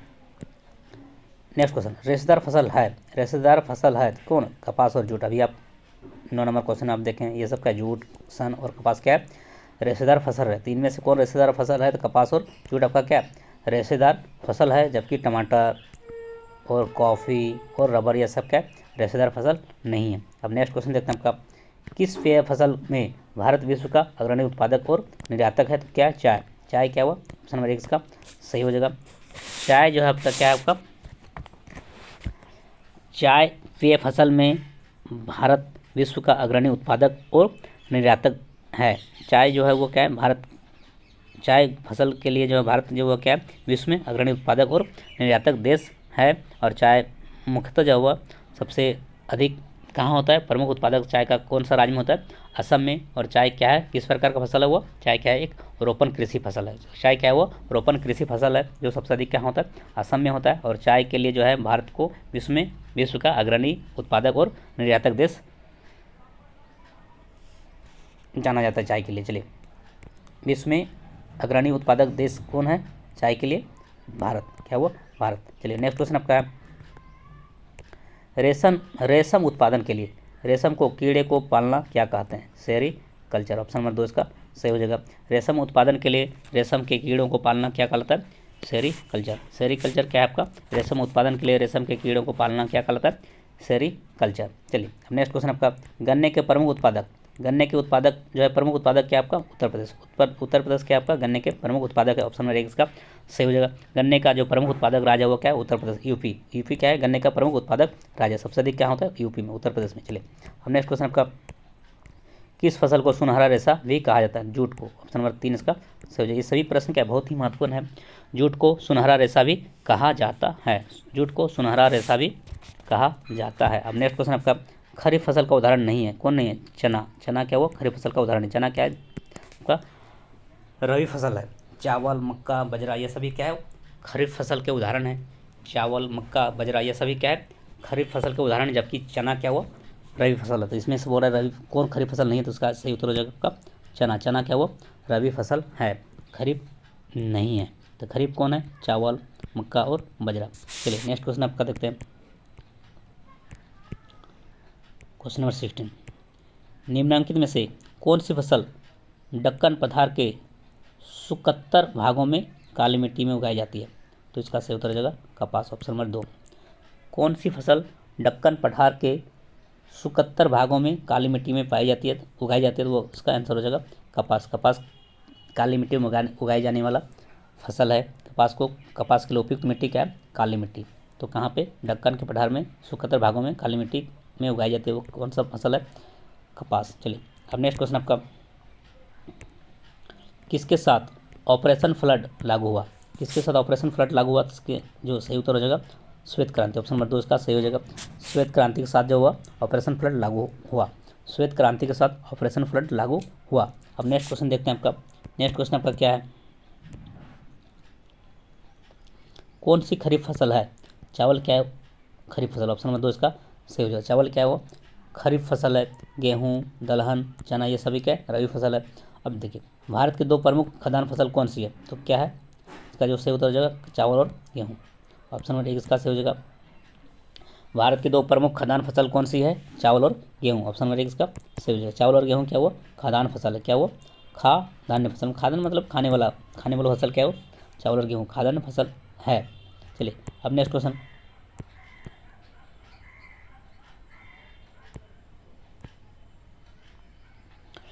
अब इसमें आपका इस लेसन में जो कृषि लेसन में आपका जो महत्वपूर्ण क्वेश्चन था 19 जो MCQ था, इसको आप इस वीडियो में आपने देखा। अब इसका जो कुछ महत्वपूर्ण प्रश्न है इसको भी इस वीडियो में हम वो कराने जा रहे हैं। चलिए कृषि का कुछ महत्वपूर्ण प्रश्न है जो आपका कर्तन दहन प्रणाली को उत्तरी पूर्वी राज्यों में किस रूप से जाना जाता है? झूम, ऑप्शन नंबर इसका क्या हो जाएगा?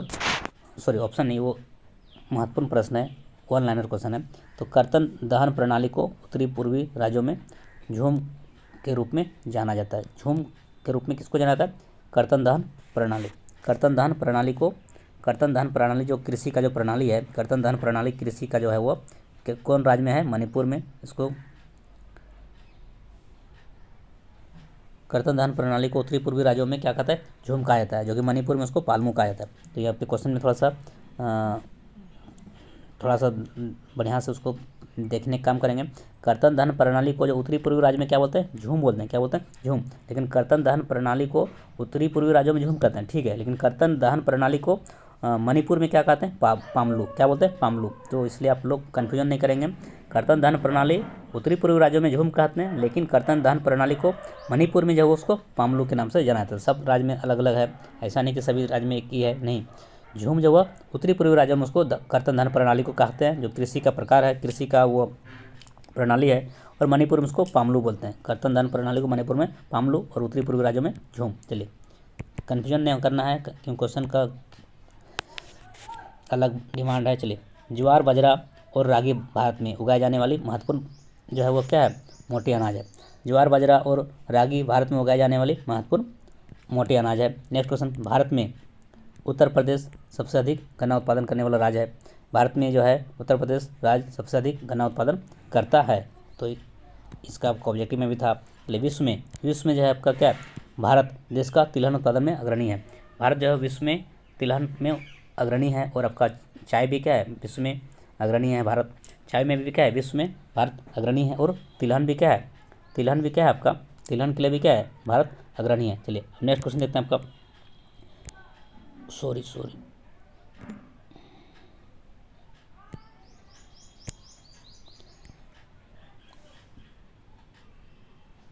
कर्तन दहन प्रणाली कृषि को झारखंड में क्या कहते हैं? देखो कुरुआ, इसी को ना अच्छा से पढ़ना है। कर्तन दहन प्रणाली जो है, कर्तन दहन प्रणाली कृषि का एक सिस्टम है। कृषि का एक एग्रीकल्चर का क्या एक सिस्टम है जिसका नाम क्या है? कर्तन दहन प्रणाली। कर्तन दहन प्रणाली जो है कृषि का एक प्रणाली है जो आपका सभी जगह अलग अलग नाम से जाना जाता है। तो कर्तन दहन प्रणाली कृषि को झारखंड में कुरुआ कहा जाता है। कर्तन दहन प्रणाली कृषि को झारखंड में कुरुआ कहा जाता है। और मणिपुर में क्या कहा जाता है? मणिपुर में पामलू। क्या कहते हैं? पामलू। और आपका पामलू कहाँ जाता है? मणिपुर में। कर्तन प्रणाली कृषि को मणिपुर में पामलू और आपका ये पामलू कहा जाता है। और इसके बाद आपका उत्तरी पूर्वी राज्यों में झूम। तो आपका बिल्कुल स्पष्ट है, आप असमंजस में नहीं रहेंगे। पामलू कहाँ कहा जाता है आपका? मणिपुर में, झारखंड में कुरुवा और उत्तरी पूर्वी राज्यों में झूम। तो सब तो अलग अलग क्वेश्चन है ना, तो आपको समझ में आना चाहिए पामलू कहाँ का, नहीं तो फिर दिक्कत हो जाएगा ऐसा क्वेश्चन में। थोड़ा सा ध्यान से देखने का जरूरत है। कर्तन धन प्रणाली कृषि को पामलू कहाँ कहा जाता है? मणिपुर में। और कुरुवा कहाँ कहा जाता है? झारखंड में। और झूम कहाँ कहा जाता है? उत्तरी पूर्वी राज्यों में। चलिए नेक्स्ट क्वेश्चन आपका है, ये आपका अभी तक इस वीडियो में आपका लेसन 4 तक हम कंप्लीट कर लिए। इसके बाद आप लेसन 5 देखेंगे, क्योंकि इससे पहले आपका चैप्टर वाइज हम करा रहे हैं। और लेसन 4 में आपका जो कुछ महत्वपूर्ण MCQ था, आपका 19 महत्वपूर्ण क्वेश्चन था। लेसन 4 में आपका MCQ क्वेश्चन 19 देखें, और कुछ जो महत्वपूर्ण क्वेश्चन था 4-5 आपका वन लाइनर क्वेश्चन था, जो बहुत ही महत्वपूर्ण है। अब नेक्स्ट जो आपका अब लेसन क्या आ जाएगा? लेसन 5 क्या आ जाएगा? लेसन 5 आपका क्या है? लेसन 5 आपका है, लेसन 5 आपका खनिज तथा ऊर्जा संसाधन लेसन 5 में है। ज्योग्राफी का जो आपका क्लास 10 का जो आपका ज्योग्राफी है, ज्योग्राफी का जो हम आज संपूर्ण ज्योग्राफी को जो हम कराने जा रहे हैं, संपूर्ण भूगोल का जो आज हम कुछ महत्वपूर्ण प्रश्न को आप लोग जो करा रहे हैं, इसमें आपका चार लेसन को हम करा चुके हैं। अब आपका 5वां लेसन आपका आता है ज्योग्राफी का, खनिज तथा ऊर्जा संसाधन। इसका कुछ महत्वपूर्ण प्रश्न है, इसको अभी देखेंगे। फिर इसके बाद वन लाइनर क्वेश्चन होगा, फिर आपका जो नेक्स्ट लेसन होगा उसको भी करेंगे। चलिए, ये जो अब लेसन 5 का कुछ महत्वपूर्ण प्रश्न को देखेंगे, क्योंकि इससे पहले 4 लेसन को हम लोग इस वीडियो में कर लिए हैं। चलिए, ये जो आपका लेसन 5 है, खनिज तथा ऊर्जा संसाधन, इसका कुछ बहुविकल्प प्रश्नोत्तर है, इन्हें MCQ फॉर्म में है, इसको देखेंगे। उसके बाद फिर वन लाइनर क्वेश्चन को भी देखेंगे। चलिए, तो इसका जो फर्स्ट लेसन, ये आपका लेसन 5 का जो फर्स्ट क्वेश्चन है आपका, लेसन 5 का जो फर्स्ट क्वेश्चन आपका क्या है आपका? निम्नांकित में से कौन सा खनिज अपक्षयित पदार्थों के अपशिष्ट भार को त्यागता हुआ चट्टानों के अपघटन से बनता है? यह क्या कहलाता है? बॉक्साइट। ऑप्शन नंबर क्या हो जाएगा? 2 सही हो जाएगा। बॉक्साइट जो है क्या हुआ? खनिज जो हुआ क्या है? हुआ अपक्षयित पदार्थों के अवशिष्ट भार को त्यागता हुआ चट्टानों के अपघटन से बनता हुआ क्या है? आपका ऑप्शन क्या हो जाएगा? ऑप्शन नंबर 2 सही हो जाएगा, बॉक्साइट। चलिए, अब नेक्स्ट क्वेश्चन देखते हैं आपका। नेक्स्ट क्वेश्चन का 2 नंबर क्या है? क्वेश्चन नंबर 2 आपका क्या है? झारखंड में स्थित कोडरमा निम्नांकित में से किस खनिज का अग्रणी उत्पादक है? इसका सही उत्तर हो जाएगा अभ्रक। अभ्रक जो है वो क्या है? झारखंड राज्य जो है वो अभ्रक के लिए जाना जाता है, जो आपका अभ्रक के लिए वो जाना जाता है वो। और झारखंड में कहाँ? कोडरमा।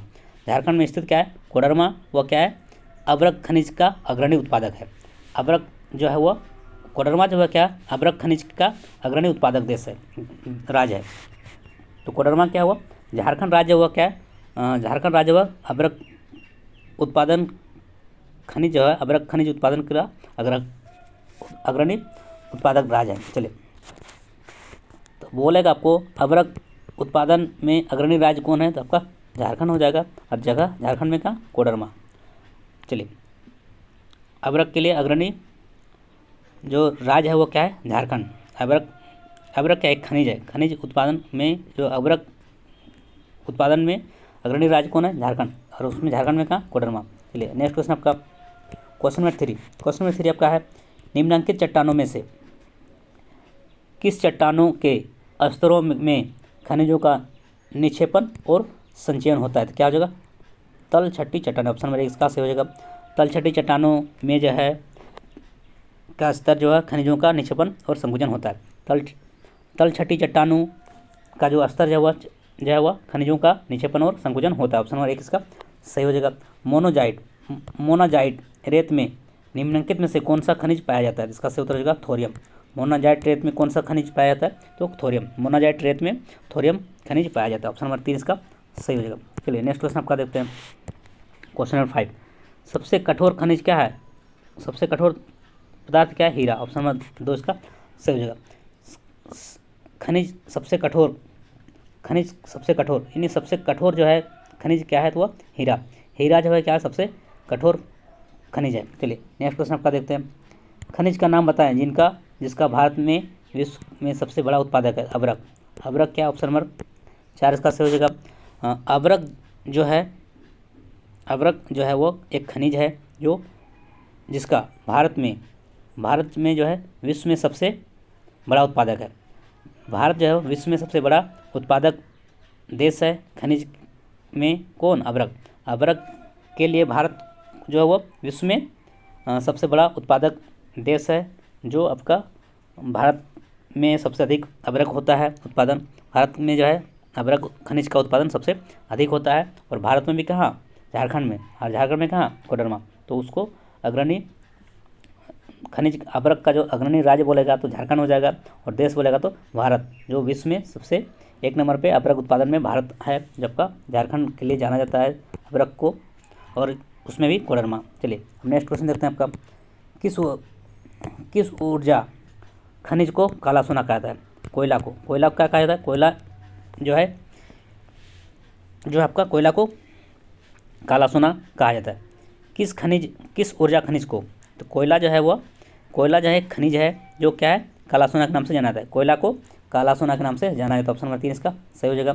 अधात्विक खनिज का उदाहरण नहीं है। कौन? बॉक्साइट। बॉक्साइट क्या है? अधात्विक खनिज का उदाहरण नहीं है। बॉक्साइट क्या है? धात्विक खनिज है। बॉक्साइट क्या है? वो धात्विक खनिज है। अभ्रक, चूना पत्थर और सल्फर क्या है? वो धात्विक खनिज है। सॉरी,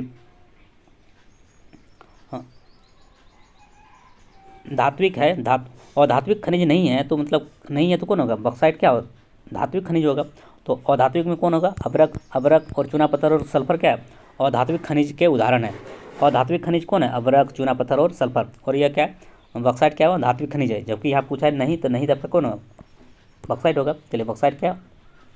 धात्विक खनिज के उदाहरण है। चलिए नेक्स्ट क्वेश्चन देखते आपका। अब यहाँ पे फिर पूछा है धात्विक खनिज का उदाहरण नहीं है। देखिए धात्विक खनिज का उदाहरण नहीं बोला, तो यहाँ पे आपको अधात्विक पूछ रहा है। तो अधात्विक कौन है? पोटास। पोटास क्या है? अधात्विक खनिज के उदाहरण है। धात्विक खनिज में कौन कौन होगा? धात्विक खनिज नहीं है तो कौन नहीं है? पोटास नहीं है, क्योंकि पोटास क्या है? अधात्विक खनिज के उदाहरण। तो धात्विक तब कौन होगा? तांबा, जस्ता, सीसा, ये सब क्या है? धातु। जो धातु से बनता है वो क्या है? वैसा खनिज जो धातु से बनता है वो क्या है? धात्विक खनिज। और जो धातु से बनता है वो क्या है? अधात्विक खनिज। तो पोटास क्या है? और धात्विक खनिज है। यहाँ धातु नहीं बोला तो आपका पोटास आ जाएगा। चलिए पोटास क्या है? और धात्विक खनिज है। अब नेक्स्ट क्वेश्चन देखते हैं आपका क्वेश्चन नंबर 10। बादाम पहाड़ खदानें किस लौह अयस्क पेटी में स्थित है? इसका सही उत्तर हो जाएगा उड़ीसा, झारखंड पेटी। ऑप्शन नंबर 1 इसका सही हो जाएगा। बादाम पहाड़ खदानें किस लौह अयस्क पेटी में स्थित है? इसका सही उत्तर हो जाएगा उड़ीसा, झारखंड पेटी। बादाम पहाड़ खदानें किस लौह अयस्क पेटी में स्थित है? उड़ीसा, झारखंड पेटी। चलिए नेक्स्ट क्वेश्चन देखते हैं आपका। नेक्स्ट क्वेश्चन आपका सर्वोत्तम प्रकार का लौह अयस्क किसको बोलते हैं? मैग्नेटाइट को। ऑप्शन नंबर 1 इसका सही हो जाएगा। सर्वोत्तम प्रकार का लौह अयस्क क्या है? वो मैग्नेटाइट। क्या हो? सर्वोत्तम प्रकार का लौह अयस्क क्या है? वो मैग्नेटाइट। ऑप्शन नंबर 1 इसका सही हो जाएगा। भारत में सर्वाधिक तांबा उत्पादक राज्य तो कौन होगा? इसका सही उत्तर हो जाएगा मध्य प्रदेश। ऑप्शन नंबर 3 इसका सही हो जाएगा MP। भारत में सर्वाधिक तांबा उत्पादक राज्य होगा क्या? वो मध्य प्रदेश है। क्या वो? मध्य प्रदेश है। भारत में सर्वाधिक उत्पादक राज्य कौन है? मध्य प्रदेश। चलिए नेक्स्ट क्वेश्चन देखते हैं आपका। क्वेश्चन नंबर आपका निम्नलिखित में से कौन सा राज्य मैग्नीज का सबसे बड़ा उत्पादक है? मैग्नीज का सबसे बड़ा उत्पादक राज्य कौन है? उड़ीसा। उड़ीसा क्या मैग्नीज के लिए सबसे बड़ा उत्पादक राज्य है? उड़ीसा क्या आपका? उड़ीसा राज्य क्या वो मैग्नीज का सबसे बड़ा उत्पादक राज्य है। ऑप्शन नंबर 4 इसका सही हो जाएगा। मैग्नीज का सबसे बड़ा उत्पादक राज्य उड़ीसा। चलिए और कौन सा सर्वोत्तम गुण वाला कोयला है? तो कोयला क्या है? एंथ्रासाइट। ऑप्शन नंबर 3 इसका सही हो जाएगा। एंथ्रासाइट जो है वो क्या है? सर्वोत्तम गुण वाला कोयला है। एंथ्रासाइट जो है सर्वोत्तम गुण वाला कोयला है। ऑप्शन नंबर 3 इसका सही हो जाएगा। चलिए नेक्स्ट क्वेश्चन आपका है 15 नंबर क्वेश्चन। किस राज्य में रावत भाटा परमाणु ऊर्जा संयंत्र स्थित है? इसका सही उत्तर हो जाएगा राजस्थान। राजस्थान राज्य में जो है राजस्थान राज्य में रावत भाटा परमाणु ऊर्जा संयंत्र स्थित है। अब नेक्स्ट क्वेश्चन आपका भारत का सबसे बड़ा बॉक्साइट उत्पादक राज्य उड़ीसा। उड़ीसा क्या है? भारत का सबसे बड़ा बॉक्साइट उत्पादक राज्य है। और भारत का सबसे बड़ा बॉक्साइट उत्पादक राज्य कौन है? उड़ीसा। उड़ीसा क्या है? वो भारत का सबसे बड़ा उत्पादक राज्य है। भारत जो है वो क्या हुआ? भारत का सबसे बड़ा बॉक्साइट उत्पादक राज्य कौन है? उड़ीसा। भारत का सबसे बड़ा बॉक्साइट उत्पादक राज्य क्या है? उड़ीसा। और उड़ीसा क्या है? मैग्नीज में भी जो है भारत का सबसे बड़ा उत्पादक। देखिए भारत में मैग्नीज के लिए भी सबसे बड़ा उत्पादक राज्य उड़ीसा है, और बक्साइट के लिए भी क्या है, बक्साइट के लिए भी क्या हुआ, उड़ीसा ही सबसे बड़ा उत्पादक राज्य है। तो उड़ीसा में दो, एक आपका बक्साइट और मैग्नीज, दोनों के लिए क्या है, उड़ीसा सबसे बड़ा उत्पादक राज्य है। चलिए नेक्स्ट क्वेश्चन आपको देखते हैं। चूना पत्थर किस उद्योग का आधारभूत कच्चा माल है? तो इसका सही उत्तर हो जाएगा सीमेंट उद्योग। ऑप्शन नंबर 3 इसका सही हो जाएगा।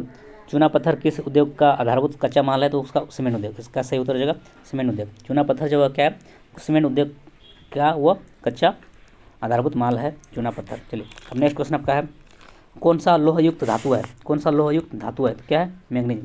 मैग्नीज क्या है, वो लोहयुक्त धातु है। ऑप्शन नंबर 1 इसका सही हो जाएगा। मैग्नीज जो है क्या है, लोहयुक्त धातु है। ऑप्शन नंबर 1 इसका सही हो जाएगा। तो इस प्रश्न, इस लेसन में आपका लेसन जो 5 था ज्योग्राफी का, इसमें आपका 18 महत्वपूर्ण MCQ क्वेश्चन था, और उसका कुछ महत्वपूर्ण वन लाइनर क्वेश्चन को भी देखेंगे। चलिए अब स्टार्ट करते हैं इसका जो इस लेसन का खनिज तथा ऊर्जा संसाधन, जो आपका लेसन 5 में, जो आपका ज्योग्राफी का जो लेसन 5 है क्लास 10 का, खनिज तथा ऊर्जा संसाधन, minerals and energy resources, minerals and energy resources. तो इसका कुछ महत्वपूर्ण MCQ तो करा दिए, 18 क्वेश्चन था जो आपको करा दिए। फिर आपका उसका जो कुछ महत्वपूर्ण क्वेश्चन है वन लाइनर, जिसको आप देखेंगे। चलिए मध्य प्रदेश में बालाघाट, मध्य प्रदेश में बालाघाट खदानें जो है वो किसके लिए प्रसिद्ध है? कासागले। किसके लिए? कासागले। किसके लिए प्रसिद्ध है? कासागले। मध्य प्रदेश में बालाघाट खदानें जो वो किसके लिए प्रसिद्ध है? कासागले। झारिया, रानीगंज, बोकारो जो है प्रसिद्ध है किसके लिए? कोयला के लिए। किसके लिए? कोयला के लिए। किसके लिए प्रसिद्ध है?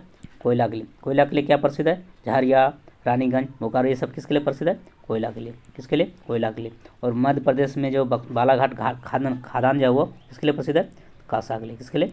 कासा के लिए। चलिए नेक्स्ट क्वेश्चन आपका, खनिज में क्या पाए जाते हैं? अयस्क पाए जाते हैं। खनिज में क्या पाए जाते हैं? अयस्क पाए जाते हैं। खनिज में, खनिज अयस्कों में पाए जाते हैं। खनिज किस में पाया जाता है? अयस्कों में खनिज पाए जाते हैं। चलिए अब नेक्स्ट क्वेश्चन आपका देखते हैं, क्वेश्चन नंबर 4। क्वेश्चन नंबर 4 क्या आपका, मुंबई हाई जो है क्या है, वो अरब सागर में स्थित है। कहाँ पर स्थित है? अरब सागर में। मुंबई हाई कहाँ स्थित है? अरब सागर में स्थित है। मुंबई हाई कहाँ स्थित है? अरब सागर में। मुंबई हाई कहाँ स्थित है? अरब सागर में। मुंबई हाई अरब सागर में स्थित है। अब देखिए कोयला क्या आपका, कोयला आपका परंपरागत ऊर्जा स्रोत है। कोयला आपका परंपरागत ऊर्जा स्रोत है। अब औषधि चट्टान क्या है? कोयला क्या है? औषधि चट्टानों में बनता है। कोयला क्या है आपका? औषधि चट्टानों में बनता है। कोयला औषधि चट्टानों में बनता है। कोयला औषधि चट्टानों में बनता है। मयूरभंज और कोइंझर जो आपका क्या है, उड़ीसा की महत्वपूर्ण लौह अयस्क खदानें हैं। कहाँ है? मयूरभंज और कोइंझर जो आपका उड़ीसा की महत्वपूर्ण लौह अयस्क खदान है। चलिए इस प्रश्न का जो आपका महत्वपूर्ण प्रश्न था 7, इसको भी हम करा दिए। अब नेक्स्ट लेसन आपका लेसन नंबर 6 आपका हम लोग पहुँच गए, विनिर्माण उद्योग। ऑप्शन नंबर लेसन 6 है आपका। देखिए ज्योग्राफी का आपका जो इससे पहले 5 लेसन हम इस वीडियो में करा चुके हैं। अब लेसन आपका क्या है, 6 लेसन में हम लोग ज्योग्राफी का पहुंच गए हैं। भूगोल का 6ठा अध्याय जो आपका लेसन का नाम है विनिर्माण उद्योग। विनिर्माण उद्योग का कुछ महत्वपूर्ण क्वेश्चन को हम इस वीडियो में देखने जा रहे हैं। चलिए देखते हैं इस लेसन का कुछ महत्वपूर्ण क्वेश्चन। निम्न में से कौन सा उद्योग चूना पत्थर को कच्चे माल के रूप में प्रयुक्त करता है? इसका आंसर हो जाएगा सीमेंट। ऑप्शन नंबर 2 इसका सही हो जाएगा। क्या हो जाएगा? ऑप्शन नंबर 2 इसका सही हो जाएगा। क्या? सीमेंट। इसका आंसर हो जाएगा सीमेंट। सीमेंट जो है वो क्या है, सीमेंट के लिए जो है, सीमेंट उद्योग के लिए चूना पत्थर कच्चे माल के रूप में प्रयुक्त करता है। अब नेक्स्ट क्वेश्चन बहुत ही महत्वपूर्ण क्वेश्चन है, कौन सी एजेंसी सार्वजनिक क्षेत्र में स्टील को बाजार में उपलब्ध कराती है? इसका जो सही उत्तर हो जाएगा SAIL, SAIL, SAIL. Option number 3 इसका सही हो जाएगा। सेल जो है एक एजेंसी है जो सार्वजनिक क्षेत्र में स्टील को बाजार में उपलब्ध कराती है। वो ऑप्शन नंबर इसका 3 सही हो जाएगा। सेल एक कंपनी है, जो एजेंसी है जो सार्वजनिक क्षेत्र में स्टील को बाजार में उपलब्ध कराती है। चलिए अब नेक्स्ट क्वेश्चन देखते हैं, क्वेश्चन नंबर 3। कौन सा उद्योग बॉक्साइट को कच्चे माल के रूप में प्रयुक्त होता है? बॉक्साइट के लिए कच्चा माल जो प्रयुक्त होता है वो क्या होता है? वो एल्यूमिनियम। क्या होता है? एल्यूमिनियम। और चूना पत्थर किसके लिए होता है? सीमेंट। सीमेंट उद्योग के लिए चूना पत्थर कच्चा माल के रूप में प्रयुक्त किया जाता है, प्रयुक्त करते हैं, इन्हें उपयोग किया जाता है कच्चा माल के लिए। सीमेंट के उद्योग में चूना पत्थर का उपयोग होता है कच्चा माल के लिए। और बॉक्साइट उद्योग में, बक्साइट उद्योग में कच्चा माल के रूप में किसका प्रयोग करता है, तो एल्यूमिनियम प्रगलन का, एल्यूमिनियम प्रगलन, ऑप्शन नंबर 1 इसका सही हो जाएगा। नेक्स्ट क्वेश्चन आपका है, कौन सा उद्योग दूरभाष कंप्यूटर आदि संयंत्र निर्मित करते हैं, जिसका सही हो जाएगा इलेक्ट्रॉनिक्स, क्या हो जाएगा ऑप्शन नंबर 2। इलेक्ट्रॉनिक्स जो एक उद्योग है जो क्या करता है, दूरभाष कंपनी जो आपका है कंप्यूटर आदि संयंत्र निर्मित करता है, उसको क्या उद्योग का क्या नाम है, इलेक्ट्रॉनिक। कौन सा उद्योग दूरभाष कंप्यूटर आदि संयंत्र निर्मित करता है, तो उसका उद्योग का नाम क्या है, इलेक्ट्रॉनिक्स, ऑप्शन नंबर 2 इसका सही हो जाएगा इलेक्ट्रॉनिक्स। नेक्स्ट क्वेश्चन आपका है क्वेश्चन नंबर 5, लौह इस्पात उद्योग को क्या कहा जाता है, तो आधारभूत उद्योग, ऑप्शन नंबर 4 इसका सही हो जाएगा।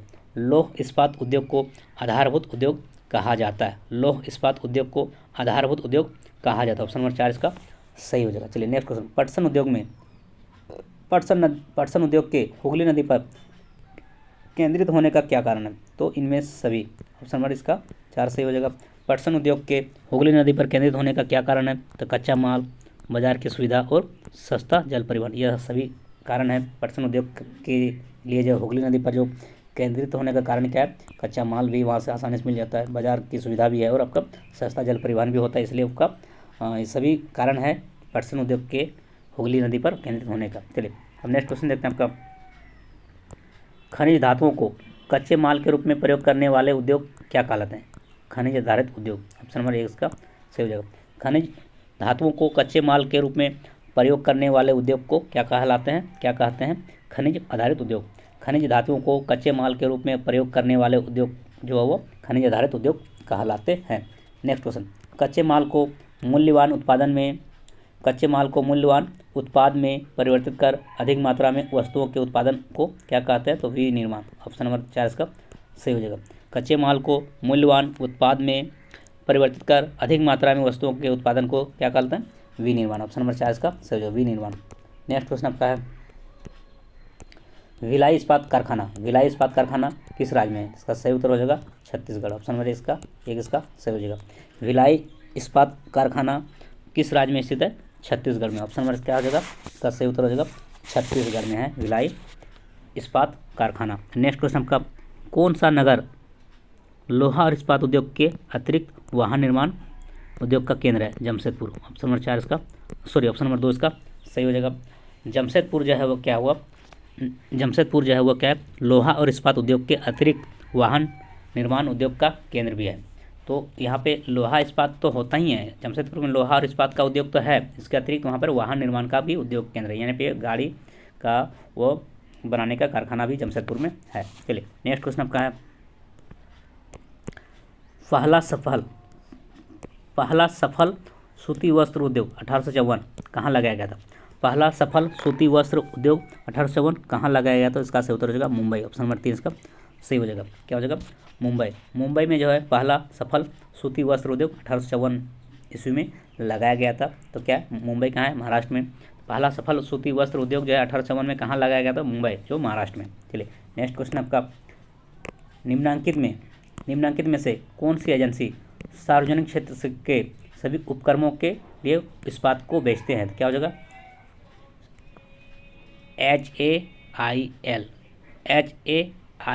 HAIL, जिसको सेल बोलते हैं, सॉरी SAIL सेल।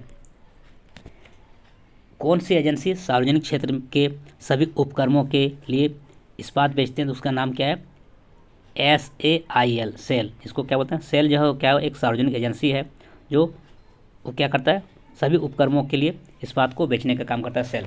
चलिए नेक्स्ट क्वेश्चन आपका है क्वेश्चन नंबर 13 क्या है आपका, कृषि आधारित उद्योग नहीं है कौन, तांबा प्रगलन क्या है वो कृषि आधारित उद्योग नहीं है, जबकि रेशम, चीनी, वनस्पति तेल ये सब क्या कृषि आधारित उद्योग है। कृषि आधारित उद्योग नहीं है तो तांबा प्रगलन क्या है, वो तांबा प्रगलन कृषि आधारित उद्योग नहीं है, जबकि वनस्पति तेल, चीनी, रेशम ये सब क्या कृषि आधारित उद्योग है। चलिए नेक्स्ट क्वेश्चन देखते हैं आपका,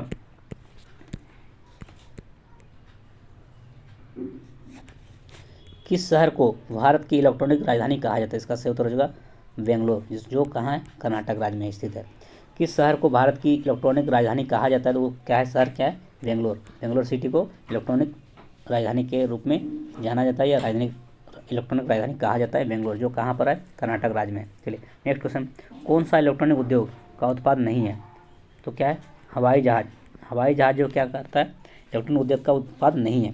हवाई जहाज़ आपका इलेक्ट्रॉनिक उद्योग का उत्पाद नहीं है। जो पेजर आपका पेजर है, रडार और कंप्यूटर, ये सभी क्या है, इलेक्ट्रॉनिक उद्योग का उत्पाद है।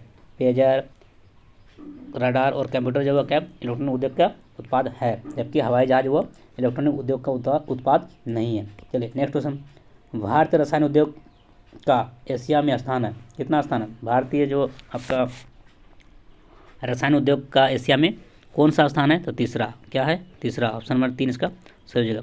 भारतीय रसायन उद्योग का एशिया में कितना स्थान है? तीसरा। भारतीय रसायन उद्योग का एशिया में कितना स्थान है? तीसरा। चलिए ये आपका जो लेसन 6 था आपका विनिर्माण उद्योग, लेसन 6 ज्योग्राफी का जो लेसन 6 था आपका विनिर्माण उद्योग, इसका कुछ महत्वपूर्ण क्वेश्चन था जो आपका 16 महत्वपूर्ण क्वेश्चन था जो आपको इस वीडियो में अभी हम कराएं। अब इसका कुछ महत्वपूर्ण प्रश्न को देखेंगे। विनिर्माण उद्योग का कुछ महत्वपूर्ण प्रश्न है जो वन लाइनर है, उसको भी करते हैं। चलिए तो इसका जो वन लाइनर क्वेश्चन है जो बहुत ही महत्वपूर्ण है, चलिए देखते हैं क्या वन लाइनर क्वेश्चन है। पहला क्वेश्चन, कच्चे पदार्थ को मूल्यवान उत्पाद में परिवर्तित कर अधिक मात्रा में वस्तुओं के उत्पादन को क्या कहते हैं? तो क्या कहते हैं? विनिर्माण। क्या कहते हैं? विनिर्माण। ऑप्शन नहीं, वो वन लाइनर क्वेश्चन है ना, इसलिए इसमें ऑप्शन नहीं रहता है। चलिए तो ये क्या, कच्चे पदार्थ को मूल्यवान उत्पादन में परिवर्तित कर अधिक मात्रा में वस्तुओं के उत्पादन को क्या कहते हैं? तो विनिर्माण कहते हैं। नेक्स्ट क्वेश्चन आपका, भद्रावती लोहा तथा इस्पात संयंत्र जो वह कहाँ स्थित है? कर्नाटक में। कहाँ स्थित है? कर्नाटक राज्य में स्थित है। कर्नाटक राज्य में जो आपका भद्रावती लोहा इस्पात संयंत्र जो वो कहाँ पर है? कर्नाटक राज्य में। कहाँ है? कर्नाटक राज्य में। कहाँ पर है? कर्नाटक राज्य में। अब नेक्स्ट क्वेश्चन आपका क्वेश्चन नंबर 3। क्वेश्चन नंबर 3 क्या बोल रहा है आपका, भारत का पहला सूती वस्त्र उद्योग मुंबई में लगाया गया था कब? 1854। कब लगाया था? 1854 में। मुंबई में जो पहला सफल सूती वस्त्र लगाया गया था 1854 में, जो कहाँ है? महाराष्ट्र में। चलिए नेक्स्ट क्वेश्चन आपका, पहले सीमेंट संयंत्र की स्थापना कहाँ पर हुई है? तो चेन्नई में। कहाँ पर हुई? चेन्नई में। कहाँ पर हुई? चेन्नई में। पहले सीमेंट संयंत्र की स्थापना कहाँ हुई? चेन्नई में। कहाँ हुई? चेन्नई में। चलिए सूती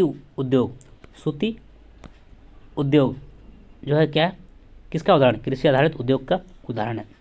कृषि आधारित उद्योग का उदाहरण है। क्या है? सूती उद्योग कृषि आधारित उद्योग का एक उदाहरण है। सूती उद्योग कृषि आधारित उद्योग का एक उदाहरण है। चलिए नेक्स्ट क्वेश्चन देखते हैं आपका। इस लेसन में ही आपका 5 वन लाइनर था जो आप लोग देखें, और इस वीडियो का जो अंतिम लेसन है आपका, आप सभी जानते हैं कि क्लास 10 का जो ज्योग्राफी है, ज्योग्राफी में कितना एक्सरसाइज है या लेसन कितना है? हाँ तो आपका 7 लेसन है। कितना लेसन है? 7 लेसन। और इससे पहले हम आपको इस वीडियो में 6 लेसन तक आपको करा दिए। अब आपका अंतिम लेसन है, लास्ट लेसन है, उसके बाद ये वीडियो आपका ये लेसन ज्योग्राफी का पूरा कंप्लीट हो जाएगा। तो इस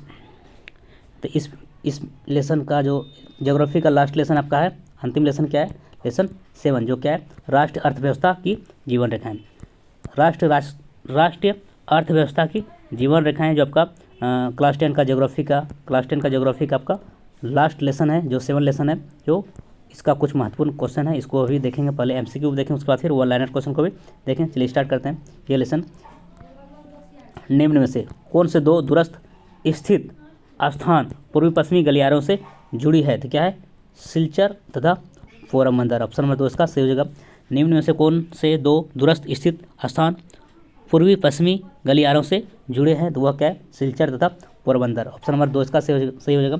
सिलचर तथा पोरबंदर जो आपका 2 दूरस्थ स्थित स्थान पूर्वी पश्चिमी गलियारों से जुड़े हैं। अब नेक्स्ट क्वेश्चन देखते हैं आपका। नेक्स्ट क्वेश्चन आपका 2 नंबर क्वेश्चन। 2 नंबर क्वेश्चन आपका क्या है?